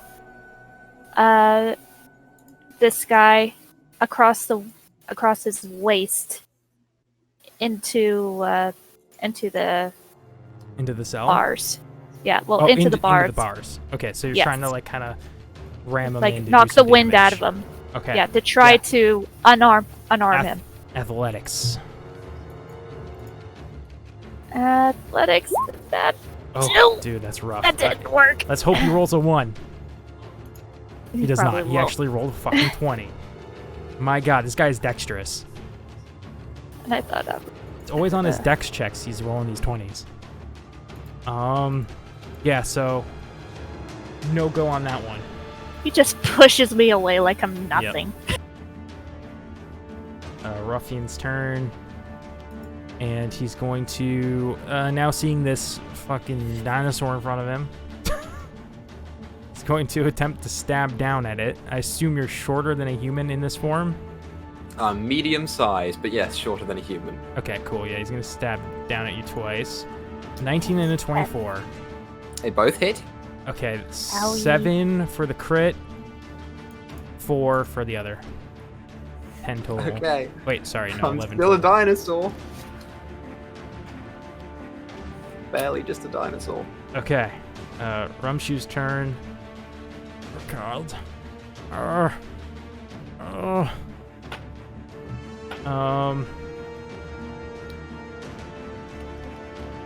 Let me roll and see what he's gonna do.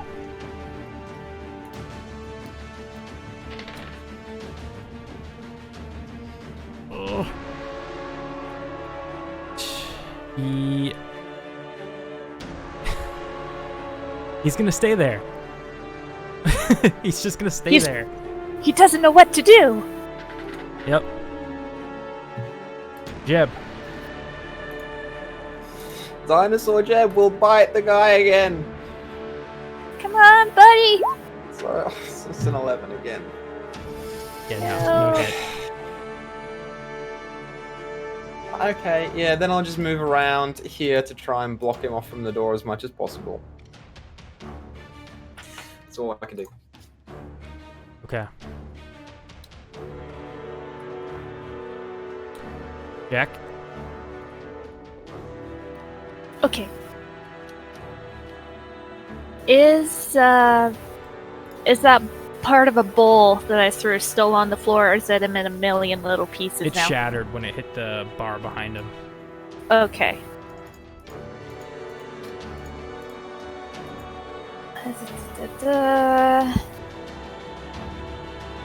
You try and punch him. He looks like really messed up. He's got just burns up half of his body that are blistering and bleeding at this point. He's looking really messed up. Yeah, Jack's gonna kick him right Okay. between the legs. That's an awful way to die. Don't make him die like this. Yeah. Okay, she's gonna try to kick him in the stomach. Is that better? Slightly. I liked the first option, but okay. No, you can go for it if you want. Okay, I'm let's just see saying. if the kick lands first, and then we'll flavor it if it's successful. Yeah. Okay, so Is that that normally just a a strength? Does anybody know here in this group what you do for like punching? I know it's a kick, but you know. I think the default rule says that it's strength, but if you want to be Yeah. nice to your Yeah. players, then you can do either or. It's up to you. I'm gonna say strength. We're gonna mix alright. it up here. strength roll it is. Trying to do damage. Ah, 3. No. My strength is bad. You know it's weird. I think you just like you're not used to feeling sober, and it's throwing you off. Yeah. You usually have So to, for my you usually have to aim like a foot over to the left or right, but it's not working for you this time. Alright, for my bonus action, I am going to kind of look over his shoulder at Nars in the corner and try to give him a little nod saying that he probably has advantage if he decides to join in. Okay, so you're looking to Nars and like nodding to him. I will roll a check to see if he can figure out what you're trying to say. Keep in mind he is 13, which I mean he's smart. Still. Yeah. 13-year-olds aren't dumb, but you know. Okay. Is that your turn? That is my turn. Ruffian's gonna bring it back down on Jeb. You fucker. No. 12? Is my armor class? Is a 3 dinosaur. damage. I'm still a dinosaur. Okay, he's gonna swing again with his multi-attack. Yep. 17 for 5. I'm not a dinosaur anymore. And Oh, can't no! do damage. As he brings down his short sword into what would be like your front shoulder of the dinosaur. I know that doesn't make that much sense, but you know, right in there, you poof back into your normal form with just a tiny bit of the blade still impaled into you. That's right, you little shit. Gumshoe, what are you doing? Or Rumshoe. Damn it, I call him Gumshoe.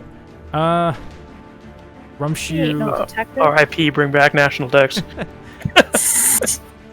Rumshoe finally snaps out of it, and he's gonna attempt to grab Jack again. So we'll roll the Dexterity save. his strength. 15.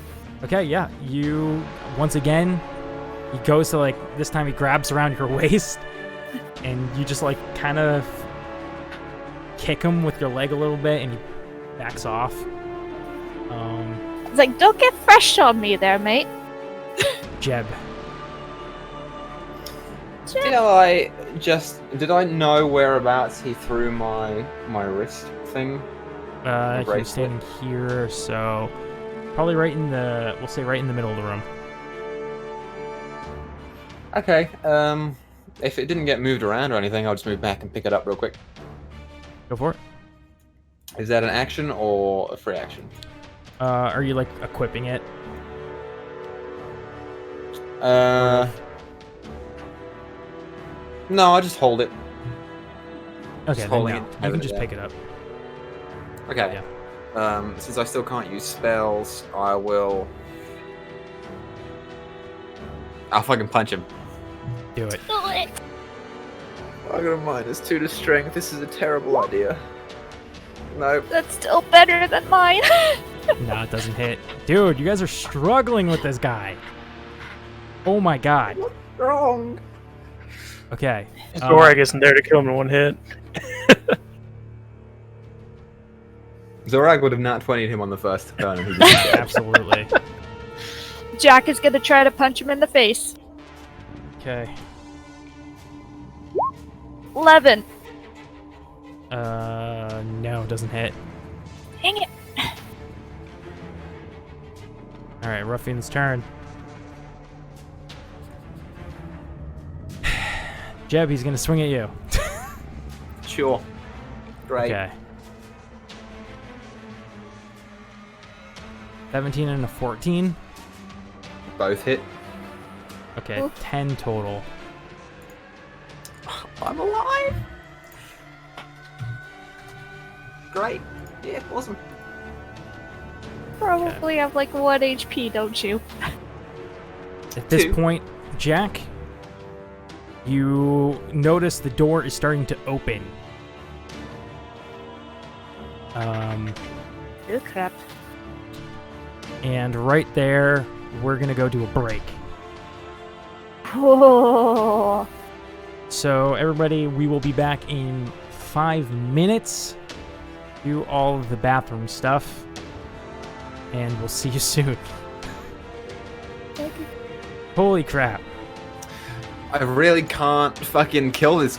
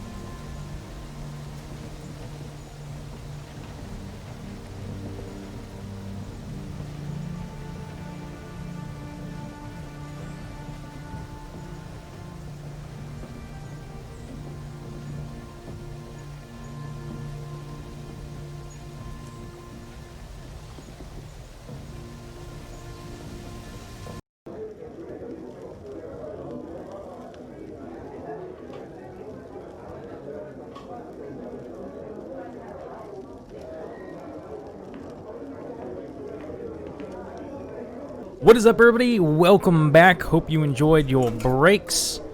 Audio check. Everybody say some words. Hey, we're good. Words. Some words. Words. Lots Okay. of words. Words. Thank you. Nonsense. We come back, and we're going to be taken off with Zorag in Valiada as they go back to the Sleeping Giant Inn. Are you going right in? Are you investigating the outside? What's your plan here? Well, we've been told that they get thrown on the curb, so I think we look outside first. Yeah, probably look around the building, check the perimeter for any type of tracks, drag marks, possibly. Okay. Like crawl into an alley and passed out. Yeah. Yeah, go ahead. Give me, you can either both do this or one of you with advantage. Perception check to look Do you want around for... advantage again? You're the good roller here. Yeah, let's do it. I'll do the roll. Okay, also don't forget you have your luck point if you feel like you need it. Did it roll? There it goes. Now it's rolling. I got a 22. And that was just the 22, baby. So, I didn't even need to pull up this screen then. So, you're looking around for a bit, and you don't see anything right out the front door. But, as you come around the side, you see there is a side entrance, and coming out of there, it looks like the ground, like the dirt's been... like something heavy was pulled out from that back door. And you look closer, and there's some blood. It seems like the dragging continues eastward. Can I taste the blood to see if it's human or gnome blood? For shits and giggles, let's do it. Go Hey, for man. it. Barbarian. Roll What I gotta me roll for this? A nature check. Nature. Or medicine? We'll do nature. All right. This is good for RP. I got a 3. It tastes I already knew this was gonna very be bad. bloody. It tastes like blood. That's I'm gonna just reach down. This tastes like blood. Did you expect it to taste like something else? Ketchup. No. Well, I thought it would lead to a pile of nuggets. I mean, there is a path we can follow. It'll lead us to something. Good old Zorag, very perceptive, very stupid. Let's try and follow this path. All right, let's do it. So I see the blood. I do have my axe out as we're traveling along this path. mm-hmm. You know, just readied. Trying to think here how I want to handle it. So, we'll do one more perception to make sure you guys don't lose the trail. Go for it. Again, choose how you'd like to pick. Zorg with advantage, I'd assume. Let's He's got do his it. nose to the trail looking for more blood to lick. Yeah. Gotta get my iron. Oh, well, I got a 12. Would you like to spend your luck point?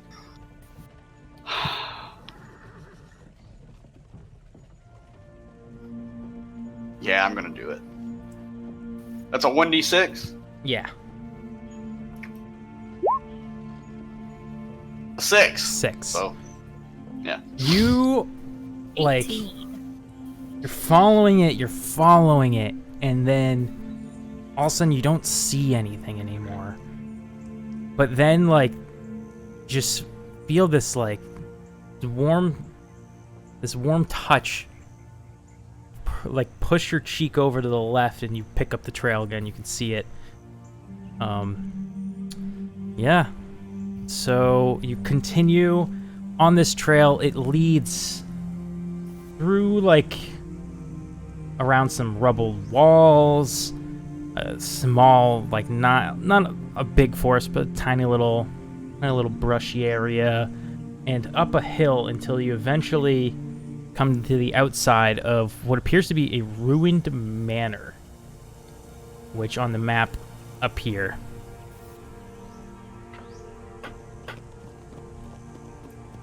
Well, it seems like a place to hide people. I agree. Well, I'm gonna have to change Zorag's accent. This deep stuff's getting hard. You give him a really high pitched voice, you know. He's been pretending to be hard. All of a sudden, he's Mickey Mouse. Is like, oh, I'm ready to kill. Are we I'm going in a rage, Pluto. Are we gonna try and sneak up there, or should we just go in? I'm gonna look at me, then look at Volida. Do you really think we could sneak? I don't, but I figured I'd bring it up just for giggles. I know we're just walking in there. Look at us. Start The walking. ground just shakes every time we step. Armor clanking as she'd walk in. Okay. Is there a caravan coming into town? You approach the ruined manor. It seems like at one time it would have been a very nice estate. However, in recent years, it's become decrepit. It was once nice stonework and wood beams. Now lay upon the grounds. When you approach, what would you like to do? Enter what's remains of the front doors? Enter a hole in the wall? What's your game plan here? Is there like some kind of front door to open? There is. Yeah, you open it. Is there a wall is there a wall by the door that's like blown out? Yeah, absolutely. So Can I just walk through that as I see Volida go through the door? Volida goes, grabs the handle, opens the door, steps in. Zorag, like 5 feet to the right through a wall. Oh yeah. Is there any kind of standing structures or doorways we can see inside of here? Like on the ground or anything?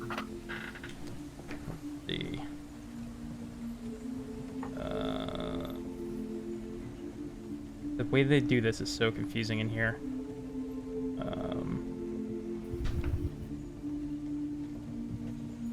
Sounds like how I do things. Very confusingly.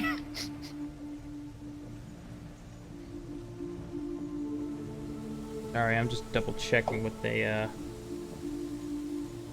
don't give a lot of info on the manor. So,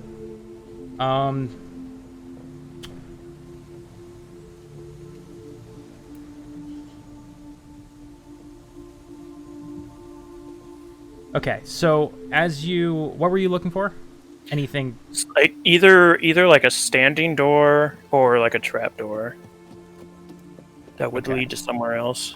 So, as you look around this manor, roll me an investigation check, both of you. As I assume you're kind of the tracks led here. You're assuming that they must be somewhere here. Yeah. I got a 5. Mine ain't gonna be any better. Oh my god. So it takes you quite some time. There's a lot of rubble. You're moving things around. Eventually, you come to the kitchen, which seems still relatively intact. Roll me a perception. Both 15. or Much better. That'll do. Okay.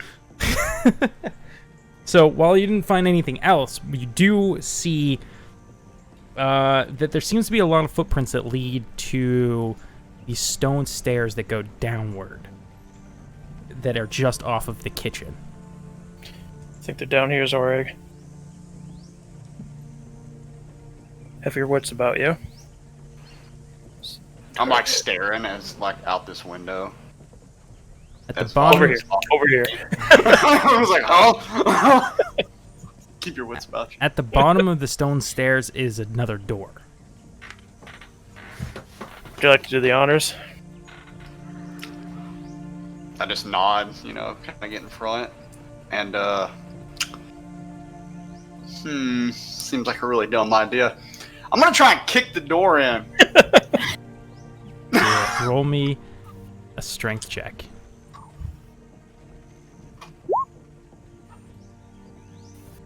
17. Ew. Yeah, you nearly kick it off the hinges. This is a pretty old door. The top hinge comes out, and the door's now like leaning, a little bit, and it's open. It wasn't even locked. So, do you enter? Yeah. We need our gnome and our thief. Cool, let me bring you over to this page here.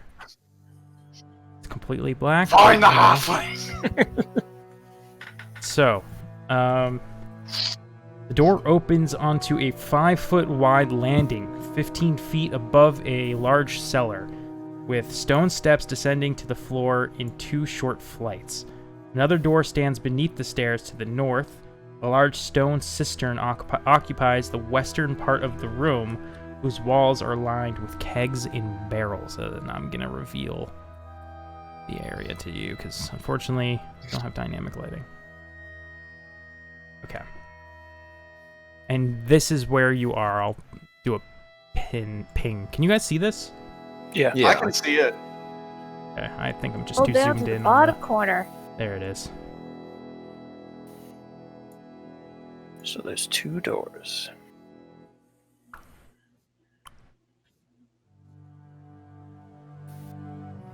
I will get your character tokens actually on there if you would like. Happening here. Should we check this closest door first? Yes. And I'm kind of keeping an eye out, really looking at that fountain over there. I'll Mhm. go to open that other door, or that door next to us. Okay. So you're looking at the fountain? Yeah, I'm not walking up to it. We're going to the other door, but I'm just keeping an eye on that, like in that area. What's your passive perception? Where is it? It's a 13. 13.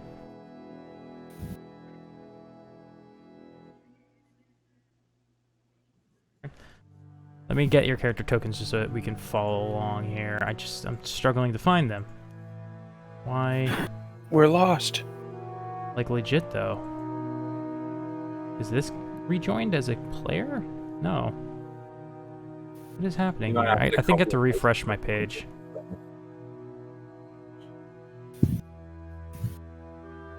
My Roll20 is acting funky. I got no access to your characters or anything. Ping where you want to be. There it is. Okay, everything popped up. Boom. Here you go. Is that even the right token? Yep. Okay. Yeah. And there's Zorag. It's been so long since we've seen them. I know, right? I was wondering if it was going to be this one or Uwu Valida. So, as you descend the staircase, or sorry, you're looking at this door? That's the door she's trying, yeah, and he's looking at the fountain. Yeah, I'm just kind of keeping an eye out over there. I'm sorry, I meant to say that that's the door you came out of.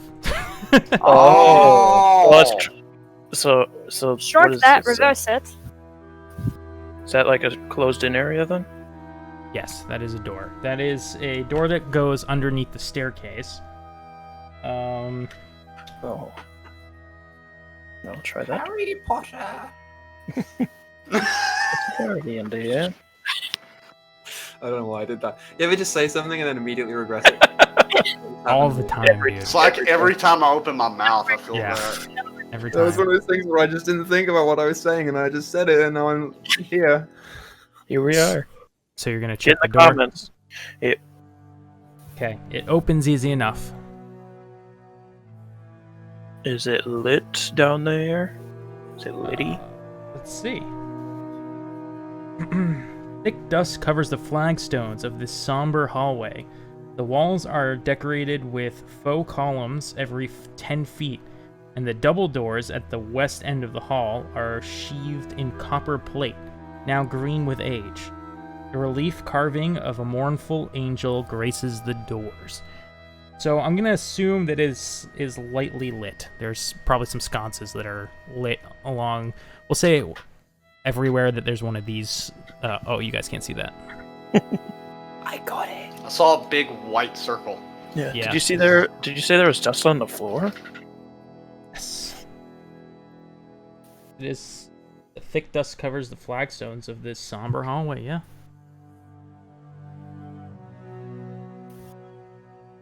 But how somber Very is astute. Very astute. The dust makes me believe they didn't come this way, but the door makes me want to go down there. What's the depiction of again? Angels. It's a relief carving of mournful angels. Mournful ink. Can I walk towards that door while treading lightly in case there's like a trap, like a pressure plate? Because this is Absolutely. a very strange hallway. Yeah, treading carefully. Would you like to keep your eyes out for traps?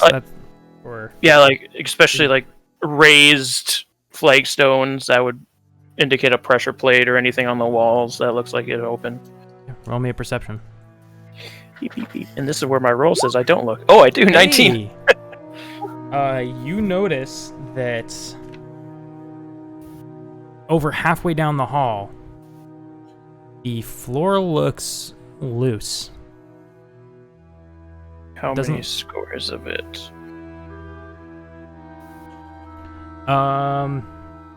It looks like with that roll, it looks like a good chunk of the floor is not great looking.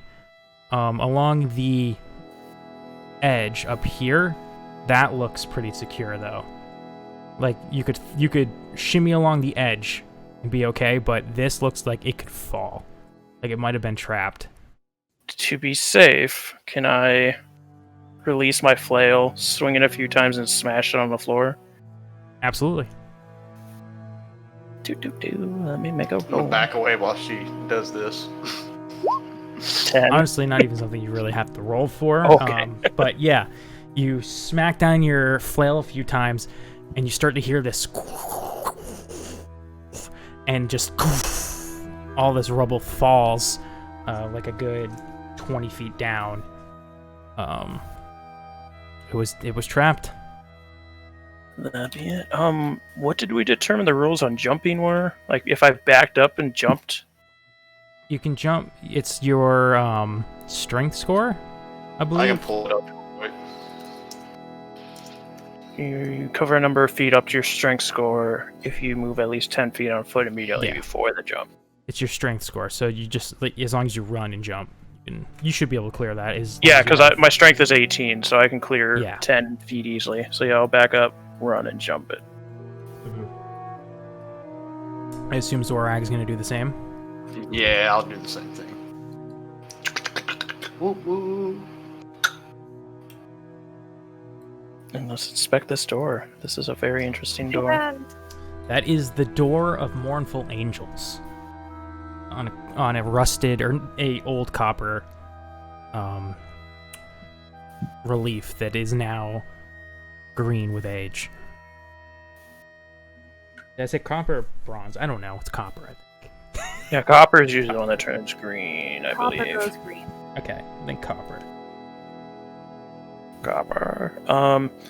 Does it look like it has handles, or is there anything on it that would make you assume it's like pushable, on one of the statues or anything?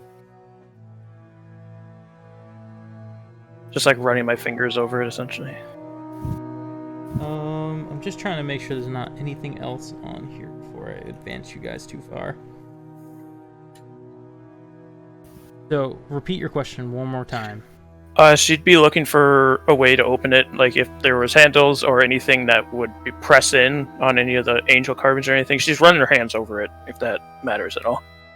Yeah, no, it doesn't seem like there's any secret buttons, or anything like that. You can, there is 2 handles, so Okay. you can just pull it open. Yeah, so just if pull you on would it. like. Yeah, she'll just pull on it. Cool. There. Do either of you speak? I think it's Elvish. Dwarvish and common. Okay. I don't know Zorag. I That was assume Orc. Zorag. Nah, fam. I definitely don't speak Okay. Elvish. It seems like there might be something written in Elvish on the relief. But yeah, Speak friend. Yes, is exactly what it says. So you open the double doors, and in front of you, you see. Before you step in, you see 3 large stone sarcophagi stand within the dusty crypt, and propped up against each sarcophagus is a human skeleton clad in bits of rusty mail. False columns along the walls are carved in the image of spreading oak trees. The double doors in the southeast corner are sheathed in tarnished copper plate. So, they're just 3 skeletons there. I honestly didn't realize that they just flat out told people that there were skeletons here. I thought those were a surprise. But as you peek your head around the corner, you see some skeletons there just kind of chilling. Just a strand of hairs will come out of her ponytail as she looks around the corner. Yeah, I don't. And a mysterious man. And you see a man. I do see a man. Okay. Yeah. Does he see us? He seems okay. So this man seems very focused in, at something in the corner of the room.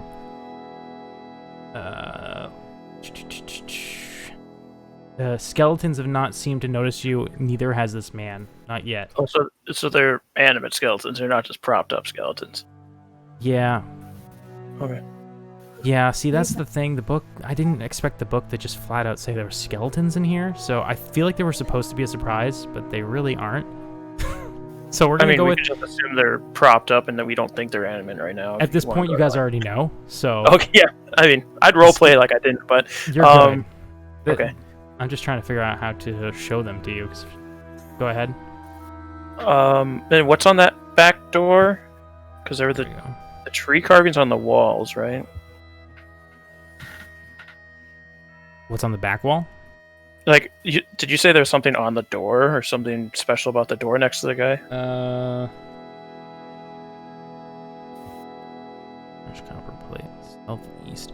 I think it's just talking about your doors again, in case you came in a different way. Something. Okay. I don't know. Ignore that.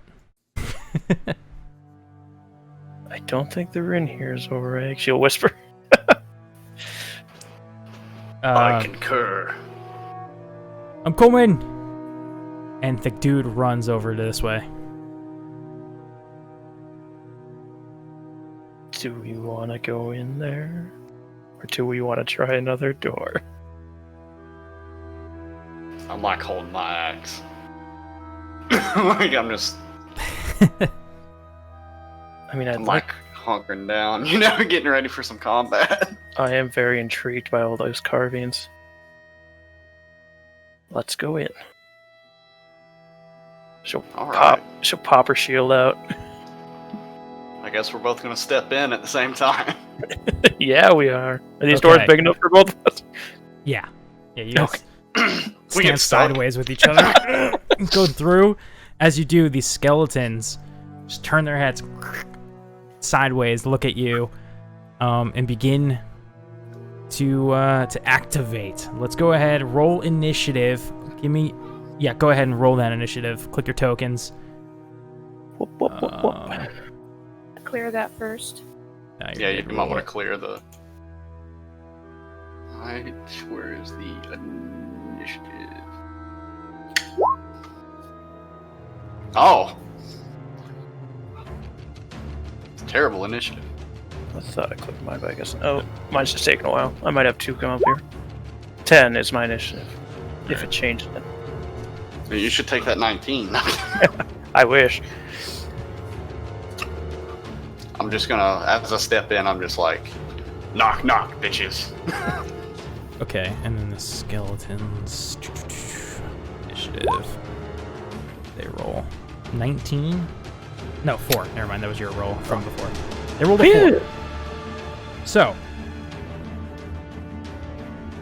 Valiada, you see these skeletons look up from what they're like pretty much slumber and turn their head to you and like neck cracking. What do you do? She will march forward, just swinging the flail in a circle. I think you guys are supposed to be in those things and smash this one in the face. Okay. 17. Yes, 17 hits. 6 bludgeoning. Okay. Cool. Yeah, it doesn't like that. Hits it in the jaw, and like a good chunk of the jawbone cracks off. It flies. Doesn't look happy with you. I think I have a bonus action now. I do have a bonus action now. Then I'll look back at Zora right quick and say, stand strong, and cast Shield of Faith upon him.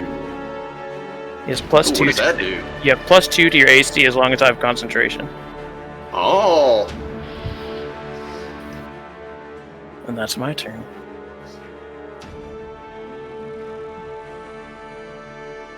Okie dokes. Up next we got let's see, the ruffian. Oh shit. He looks and he sees you over there. But he's just now he was going for the door. Now he's bracing against it. And he's just barricading the door, essentially. We'll roll just to see what he gets for this. Okay. Zorag. Alright, I'm going to step up next to Valiada and come down with the great axe on this skeleton. Just screaming at it. Get that crit 20. He's not Let's do raging it. though, so it might not work. I'm not raging. Not yet. Oh shit. Yeah, that was terrible. For the first time ever, Zorag misses a swing. It surprises you, Valiada. Yeah, she just looks wide-eyed at him. Bang. I guess there's not that much flesh on these things to hit, so it's just, you know. More precision, and I'm pretty reckless, so. Okay. Alright, I look really disappointed. That's gonna be my turn.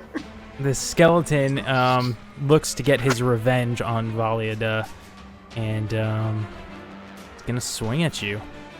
A short, rusty short sword. 13. Misses. 13 misses. Goes to hit you, chinks off your armor, and a bit of rusted blade snaps off. This one's gonna come down and do the same. 24 crit. Yep, that'll hit. Okay, that is 10 total piercing damage.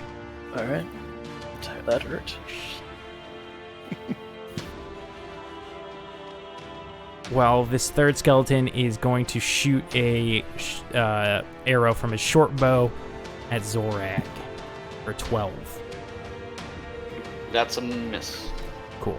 As the arrow zooms by and hits the sarcophagus nearby. And the other room.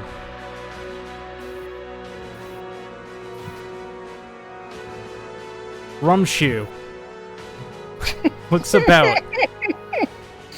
Why is this not revealing? They're just giving me so many problems. Okay. Rumshoe looks on just confused, as Rumshoe does. Let's roll him some sort of intelligence save. Actually, he crit 20 his intelligence save. Finally, he's gonna man up, draw his scimitar, and goes to swing at Jack. 19. Cool. That hits. 5 slashing. Ow. And this is why you kill goblins. This is on me. Oh.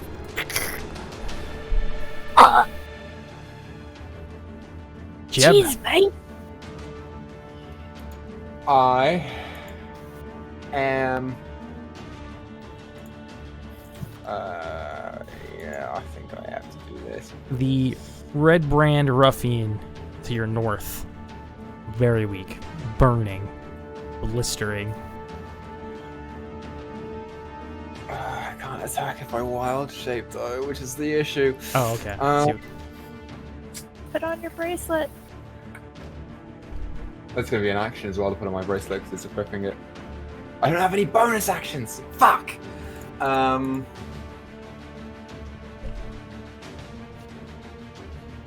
Okay. Okay. Yep. I will use my action to wild shape again. But this time I will wild shape into a boar. Okay. And I can't fucking move anywhere. Shit. Yeah. That's gonna be my action. It's just to wild shape into the ball. Okay. You are now a boar. Up next, Jack. Alright, Jack is going to use her second wind to get back some health. So she Awesome. rolls a d10 plus 2. 2. 9. Nice. That's good. So she gets 11 health back, which is Alright. needed. Very good And roll. she is going to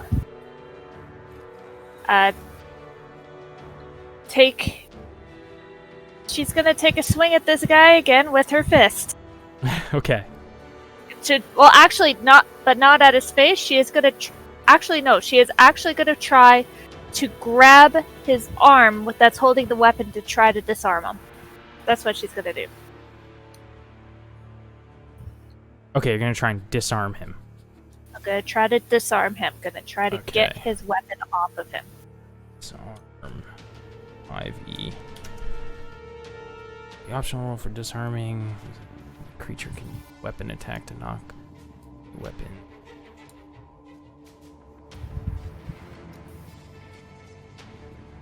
Okay, yeah. Roll me a athletics. Oh, wait, sorry. Roll me a acrobatics. No, wait, sorry. I misread all of that. Roll me Okay, ignore that roll. strength. Just hit the strength for your roll. Just hit strength. 17! Nice. Okay, so he now has to roll either a strength, athletics, or acrobatics. If that were a straight attack, he would be dead as well. It's just the way that it rolls, you know? Describe to me how you disarm this man. She goes in with her fingers pointed out to jab at the inside of his wrist. She's got nails, so that'll hurt. Oh, you dig into his wrist. He's like, ah! To his wrist, and can't let go of that blade because I want it. And it's just enough that he loosens his grip on the sword and you snag it with your other hand. It's not digging into him. Alright. So I'm holding the sword in my offhand. Mhm. Alright. That's my turn. I have a weapon. I need to make a con save for getting hit to keep Shield of Go Faith up. for it. You I pass. keep it up. Okay. Alright, so yeah. my turn then. Yep, you're surrounded by two skelly bobbers. Getting hit hard by that skeleton. She'll swear in Dwarvish. Just fun. And she'll turn and like just one vein on either eye is going to pulse for a second and hit with her flail on the one that hit her. No. Negativo, Steve-O. But you do, like, bring your flail down, and it impacts the sarcophagus and cracks it a little bit. Bonus actions. Valida. Do something. I don't think she can right now. On fort. Alright. That's my turn. Okay. So this guy by the door is gonna continue bracing the door. This guy right here is like, oh, fucking shit. You're another animal again. Oh, God. And he's gonna stab down. Oh, my God. He doesn't have a sword. That's right. He doesn't have his sword. He goes for a... He goes to kick you, Jeb. Okay. That is just a strength roll, then. This is a 14 hit. 14 hits. So, for damage, it's what? 1 plus your strength score? So, Yeah. Okay. So, he has... Pull up his character sheet. He's a +0, so it does 1. Okay. Sure. Zorag. God, I'm mad at that I just missed. The skeletons. What the fuck? Yeah, sorry, I forgot to do his movement. Well, I don't know he's there, so Yeah. I'm just gonna come down with this great axe again. Come on, love me. Love me again. It's a 12. That sucks. That hits. Oh, it doesn't suck. I actually hit it. It's just a skeleton. Well, I'll put it this way. This is the first time I've played D&D. I don't think there's very little things that if you roll a 12 in Pathfinder that you will hit. Yeah. No, this is one of them. This is the one of the few in D&D as well, I think. 12! 12. Yeah, that's... Slashing.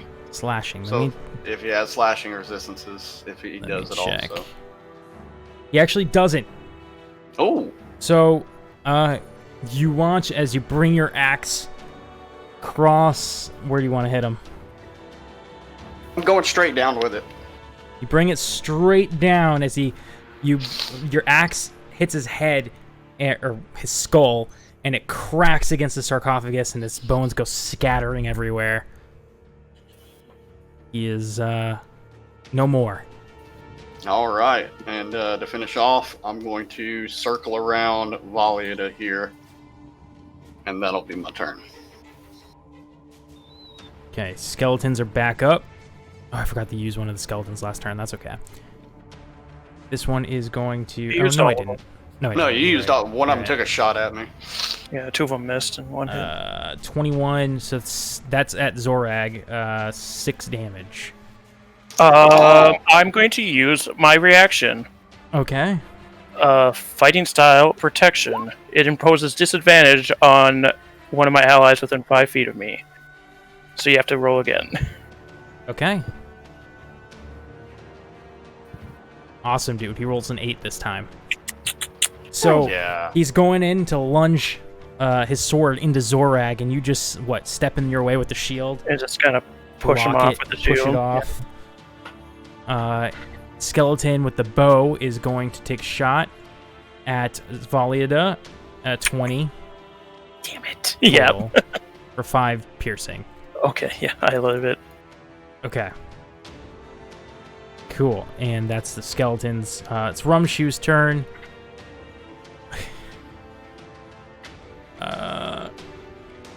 Rumshoe is going to try and disarm Jack. Cool. Alright, what do I need to roll? So same as before, it was a... well, he can use his weapon for it. So he's going to use his scimitar to try and disarm you. You have to roll either your choice, athletics or acrobatics.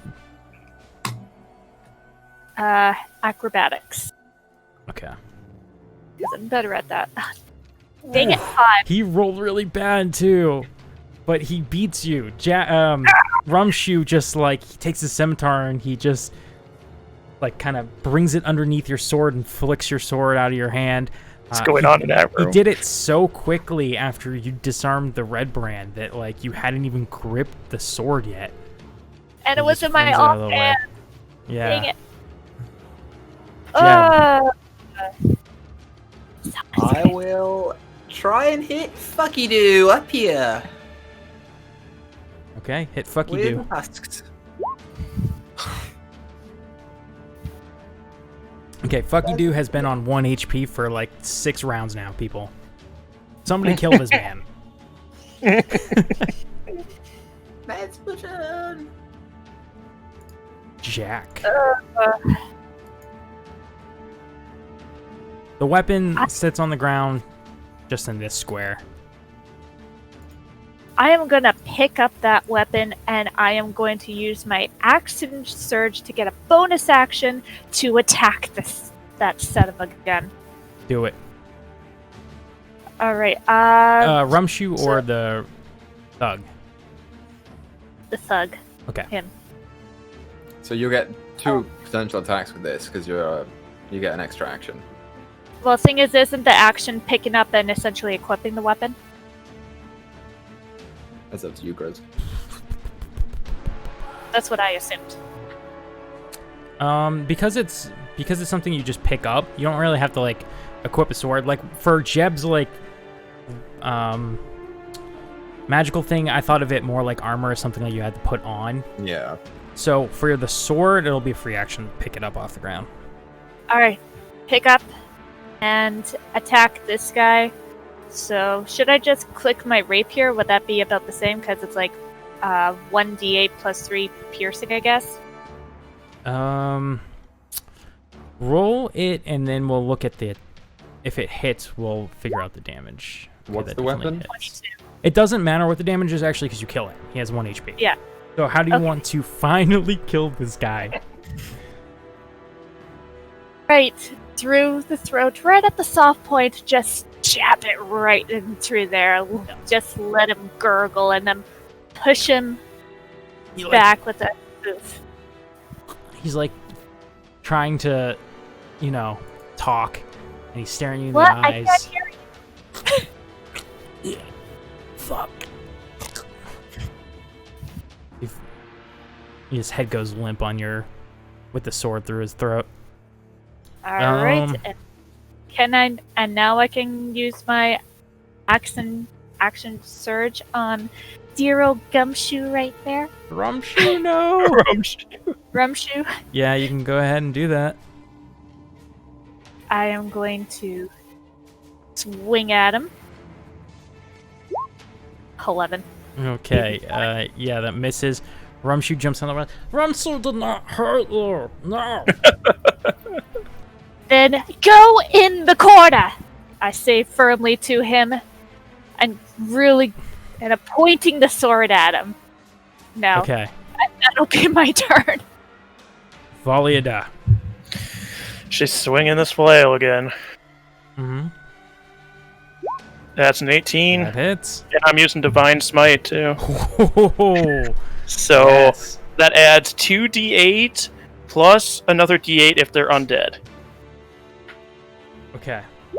So there's 5 from the mean- base. Yeah, it's a skeleton, so it's undead. There's my advanced roller. So it's 3d8. So 19 total damage. Jesus. And it's radiant damage from Divine Smite, if I'm correct. Yeah, you describe what your Divine Smite looks like and how it obliterates the skeleton. So as she's bringing the flail back, she takes off the sarcophagus to swing it, and through the tunnel you can just hear wind coming through, and it envelops the flail as it hits him and is glowing with light, and he just blows up into pieces of bone. Yeah, like this wind, like, flies. Winds from the mountains. It flies through those double doors and, like, pushes them open and, like, comes up behind you, and exactly like you described, like, adds this oomph to your flail. Just shatters. And Awesome. she'll just look up at the other skeleton. And that's Tilt her its head turn. at you. Ruffians.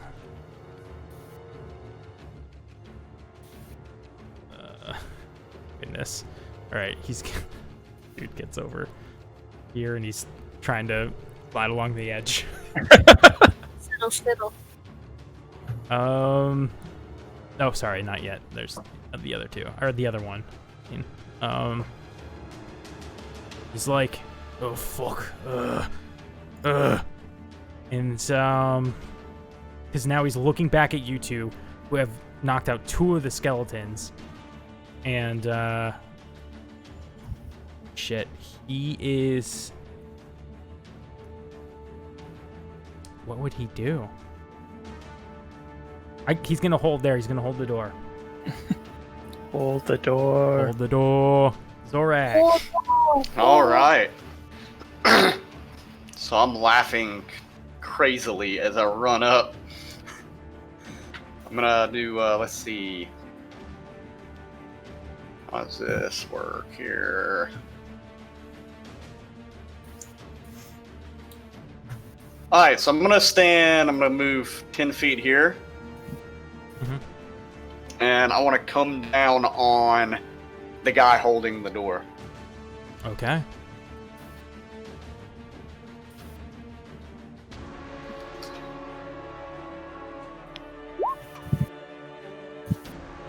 Oh, that's neat. Oh no! The No, one yeah. where Zorak rolls bad. No purchase. That's his cloak. That's the friend's No title for purchase. this episode is the one where Zorak rolls bad. The one where Zorag loses his mojo. Yeah. Okay. I gotta go This- back in time. This Too much skeleton is gonna drop its bow, draw its short sword, and try and stab it right into you, Zorag. Bring it. 8. No. Nah. Doesn't hit. He just, you kind of block it with your wrist.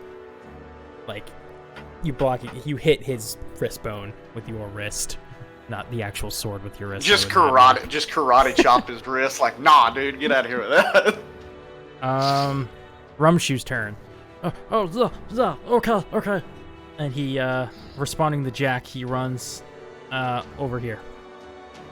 Good boy. Jeb.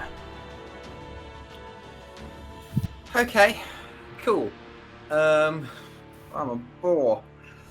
If I were to charge at the door, would Jack be in the way? Because I can't communicate with her because I'm a bore. Do you have something called charge as an attack? No, it's not. Okay, I was just wondering. Oh, there is a charge feature, but it doesn't do. What does it say? I do have a charge attack, but it's not against structures. It says if I move at least 20 feet straight towards a target and then hit it with an attack, it takes extra damage.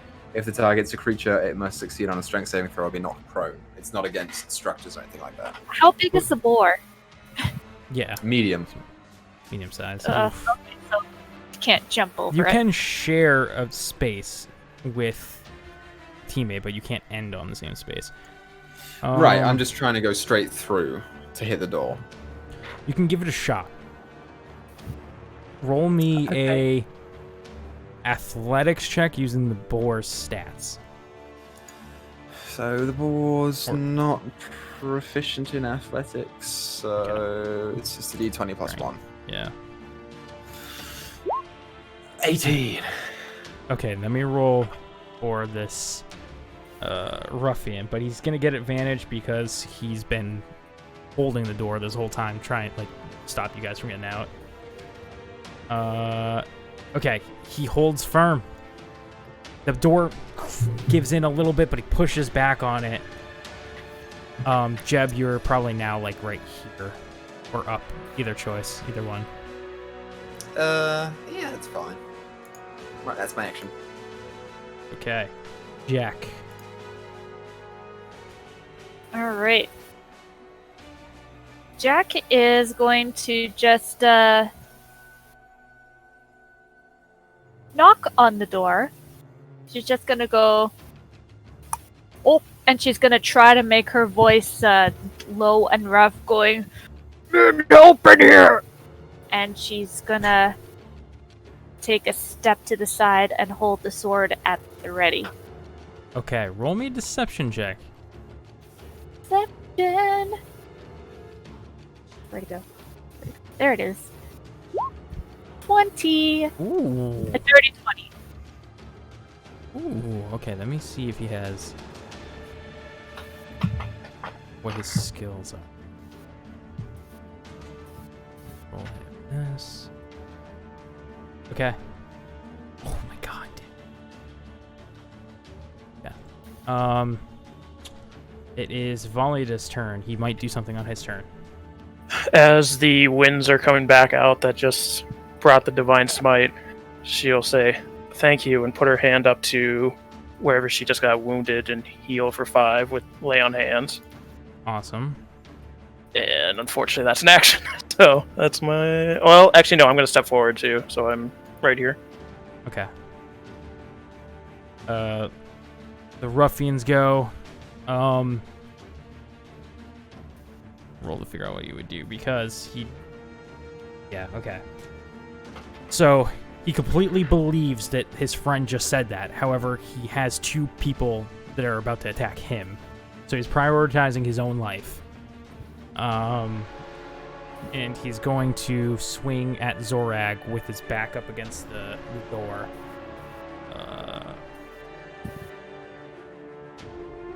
6. No way that hits. Nah.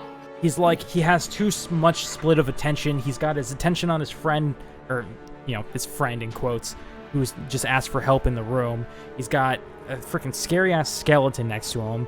He's got 2 giant hulking people coming down on him, and he just couldn't make the swing happen. Zorag. I'm going into rage. I've missed too many times, and it is pissing me off. Yeah. So I am becoming enraged. How do you... Is there a way to... Oh. What did I do here? Oh no, let's get rid of that. Oh, I forgot to make this ruffian go. That's fine. How do I just enter the rage? Is there a way to do that? Is there On a your check mark? character sheet, there should be a little checkbox area. Let me pull it up. Go look. Under Okay. global damage modifier?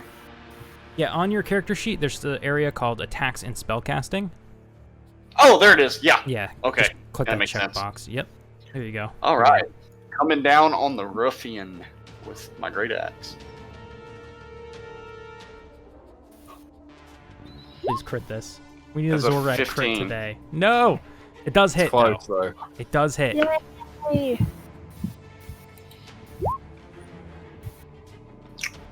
Uh, 10. And very good blow to this man as you, bring it into his gut. He's staring at you, but he's gritting his teeth and he's gonna fight through it. Skeletons go. Jabbing the sword into Zorag.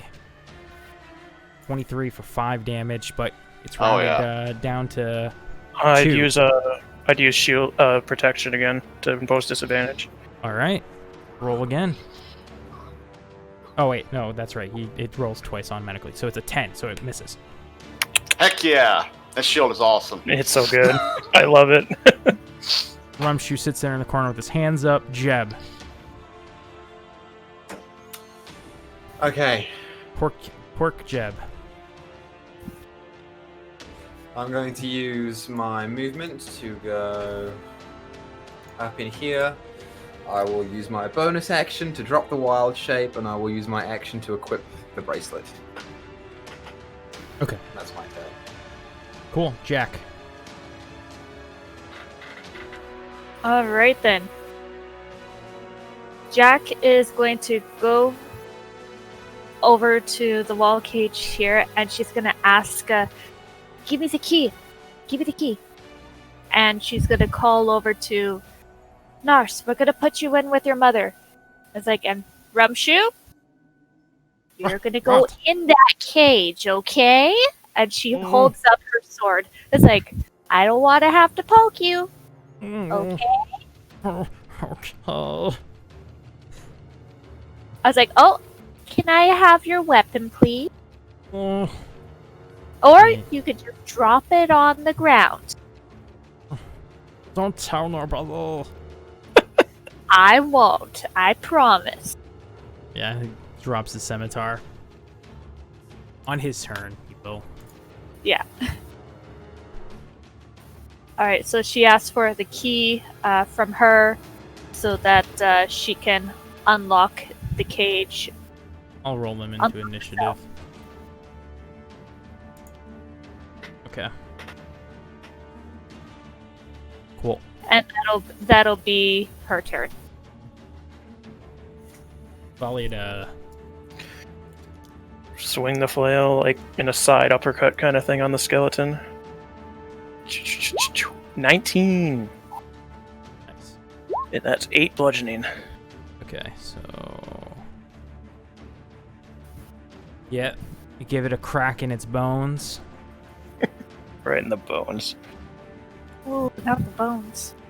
Ruffian, wide-eyed and fearing for its life, fearing for his life, is going to stab at Zorag again, but man, things are just not looking good.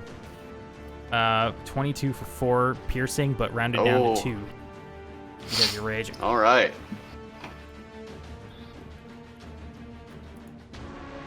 Oh, that's right. This ruffian. Yeah, how's that ruffian doing? Is he gonna fall in the hole? Please tell me he I'm falls. rolling a dex. Let's see what it says. What do you have to make? Yeah, okay. He makes it. Also, skeletons got removed from the. Oh no, they didn't. I'm a liar. They're just much lower than I remember.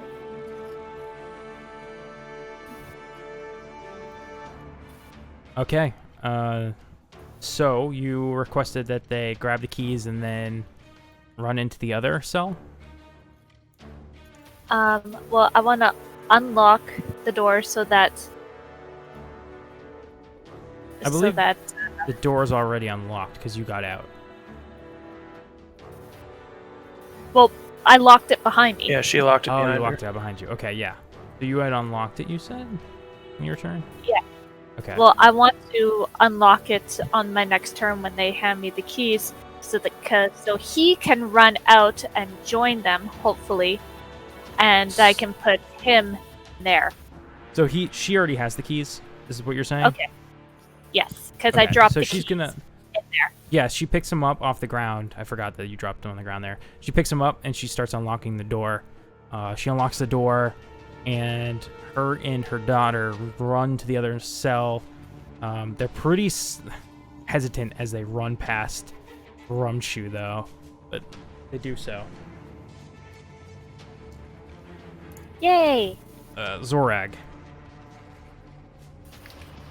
All right.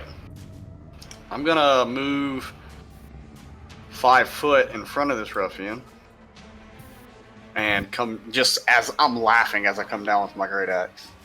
Please kill him. Give me a crit. Give me a crit. I got close. Nice. It's a 19. Do it. That Oh is my 14. Dude, that pretty much could have killed him originally. So, Fatality. yeah. How do you get another killing blow? It's skull splitting day. Just another bisection. Yeah, you take the axe that was in his stomach earlier, pull it out, just bring it back down on his head. Falls, and falls to his side near the door. All right, that's my turn. Skelly. Eyes are glowing bright. Skelly is going to continue trying to attack Zorag. Got its eyes fixed on Zorag. It completely fails. Eye sockets. That was a nat 1 from the Skellies. Rumshoe, sit still. Jeb. Did I hear this guy go down? Or are there like bars or slits in the doorway that I can see through? There's not. However, you did hear there's a ruckus going on outside. Now that things have calmed down here, you're not constantly attacking things. Earlier when you were fighting with the ruffian, it was hard to hear anything else, in the heat of the moment. But since the ruffian's been dead and Rumshoe's been relatively quiet for Rumshoe, you've been able to hear something happening in the other room. Okay, Hard to tell what. Move my 15 feet up here. Can I open the door? Yeah, roll me a strength check. DC 10, beat 10. There's a corpse against the wall. No. Cool. Oh, yeah. okay. You're pushing the door with both your hands because they're short, and you just slide it. The body, as you push the door, this body just goes doof and falls right in front of you. And before you is the big, beautiful, hulking Zorag. Okay, I will. Can I see the skeleton from here, from where I am? Yes. I will say, "Oh hey, bonfire," on the skeleton. So that's a dex save from him. Okay, let's it's a 16.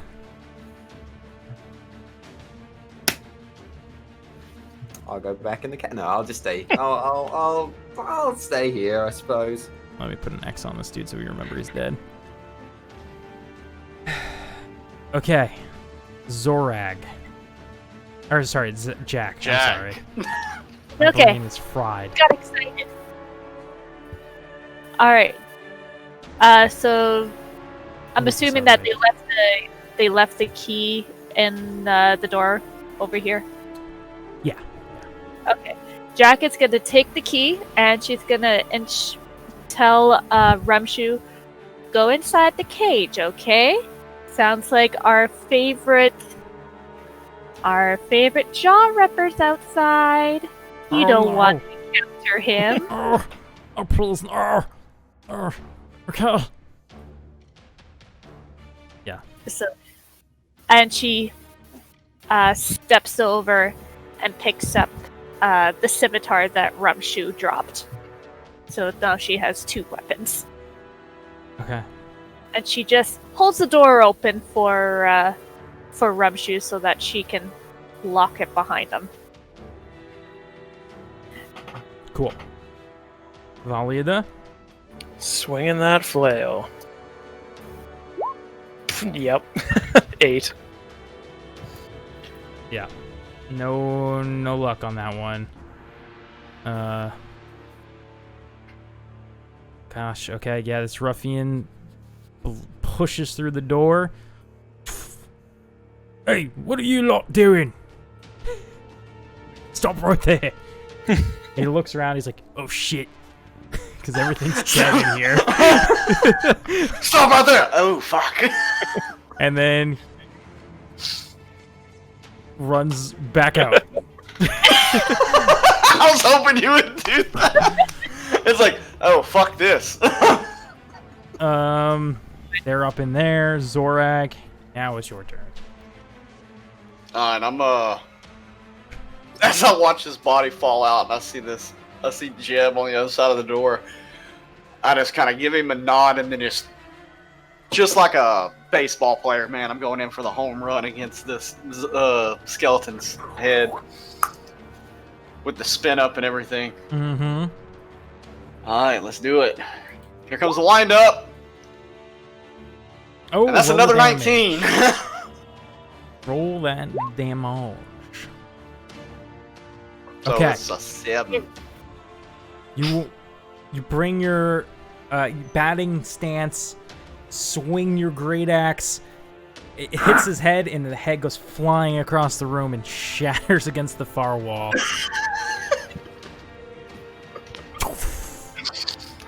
For the purposes of right now, call this combat over. As Rumshoe begrudgingly walks into the cage. And that's where we'll end tonight's session. Nice. Hey, We're alive. we live! Whew. We live! Dude. That's intense. That was intense. And Like a circus quickly fire. walks Rumshu in to protect him from Zorak. So, man, just the way things worked out, it was great. I can't believe you guys. You chose the right door that would get you here the fastest. It looked fancy. Damn. Yeah, but I mean, it's karma because that guy had 1 HP for what, 7 turns? Dude, that guy had 1 Yeah. HP for a very long time. We're guys- so I love that you guys just ended up meeting each other, like, in the middle of combat. Yeah, it's like, oh, hey. So, worked out so well. I did think it was kind of funny whenever me and Molly are like searching the debris. It's like, oh, we both did terrible. And it was like, yeah, the 2 inquisitive types are locked in cages. Are fighting. And they're fighting. And the 2 that are just like, The 2 fighters. hard hitters are like, let's use our intelligence. We lack a bit in the thinky parts. yeah. You got a really good perception check, like, for finding where they were, too. It was a 22, I think. And that was a high AC. That was a high DC. AC or DC? I don't know. This is DC. AC, DC. Now, that would be a good D&D shirt. We should get on that. Oh yeah, I'm sure it exists. I'm sure it exists. But thank you all so much for watching this episode of Lost Mine of Phandelver. We'll see you Monday for Amoris, 7:30 Eastern Standard Time, hosted by Equaisnotfunny. Yeah, thanks again for watching. We'll see you next Friday for this. Peace. Bye, everyone.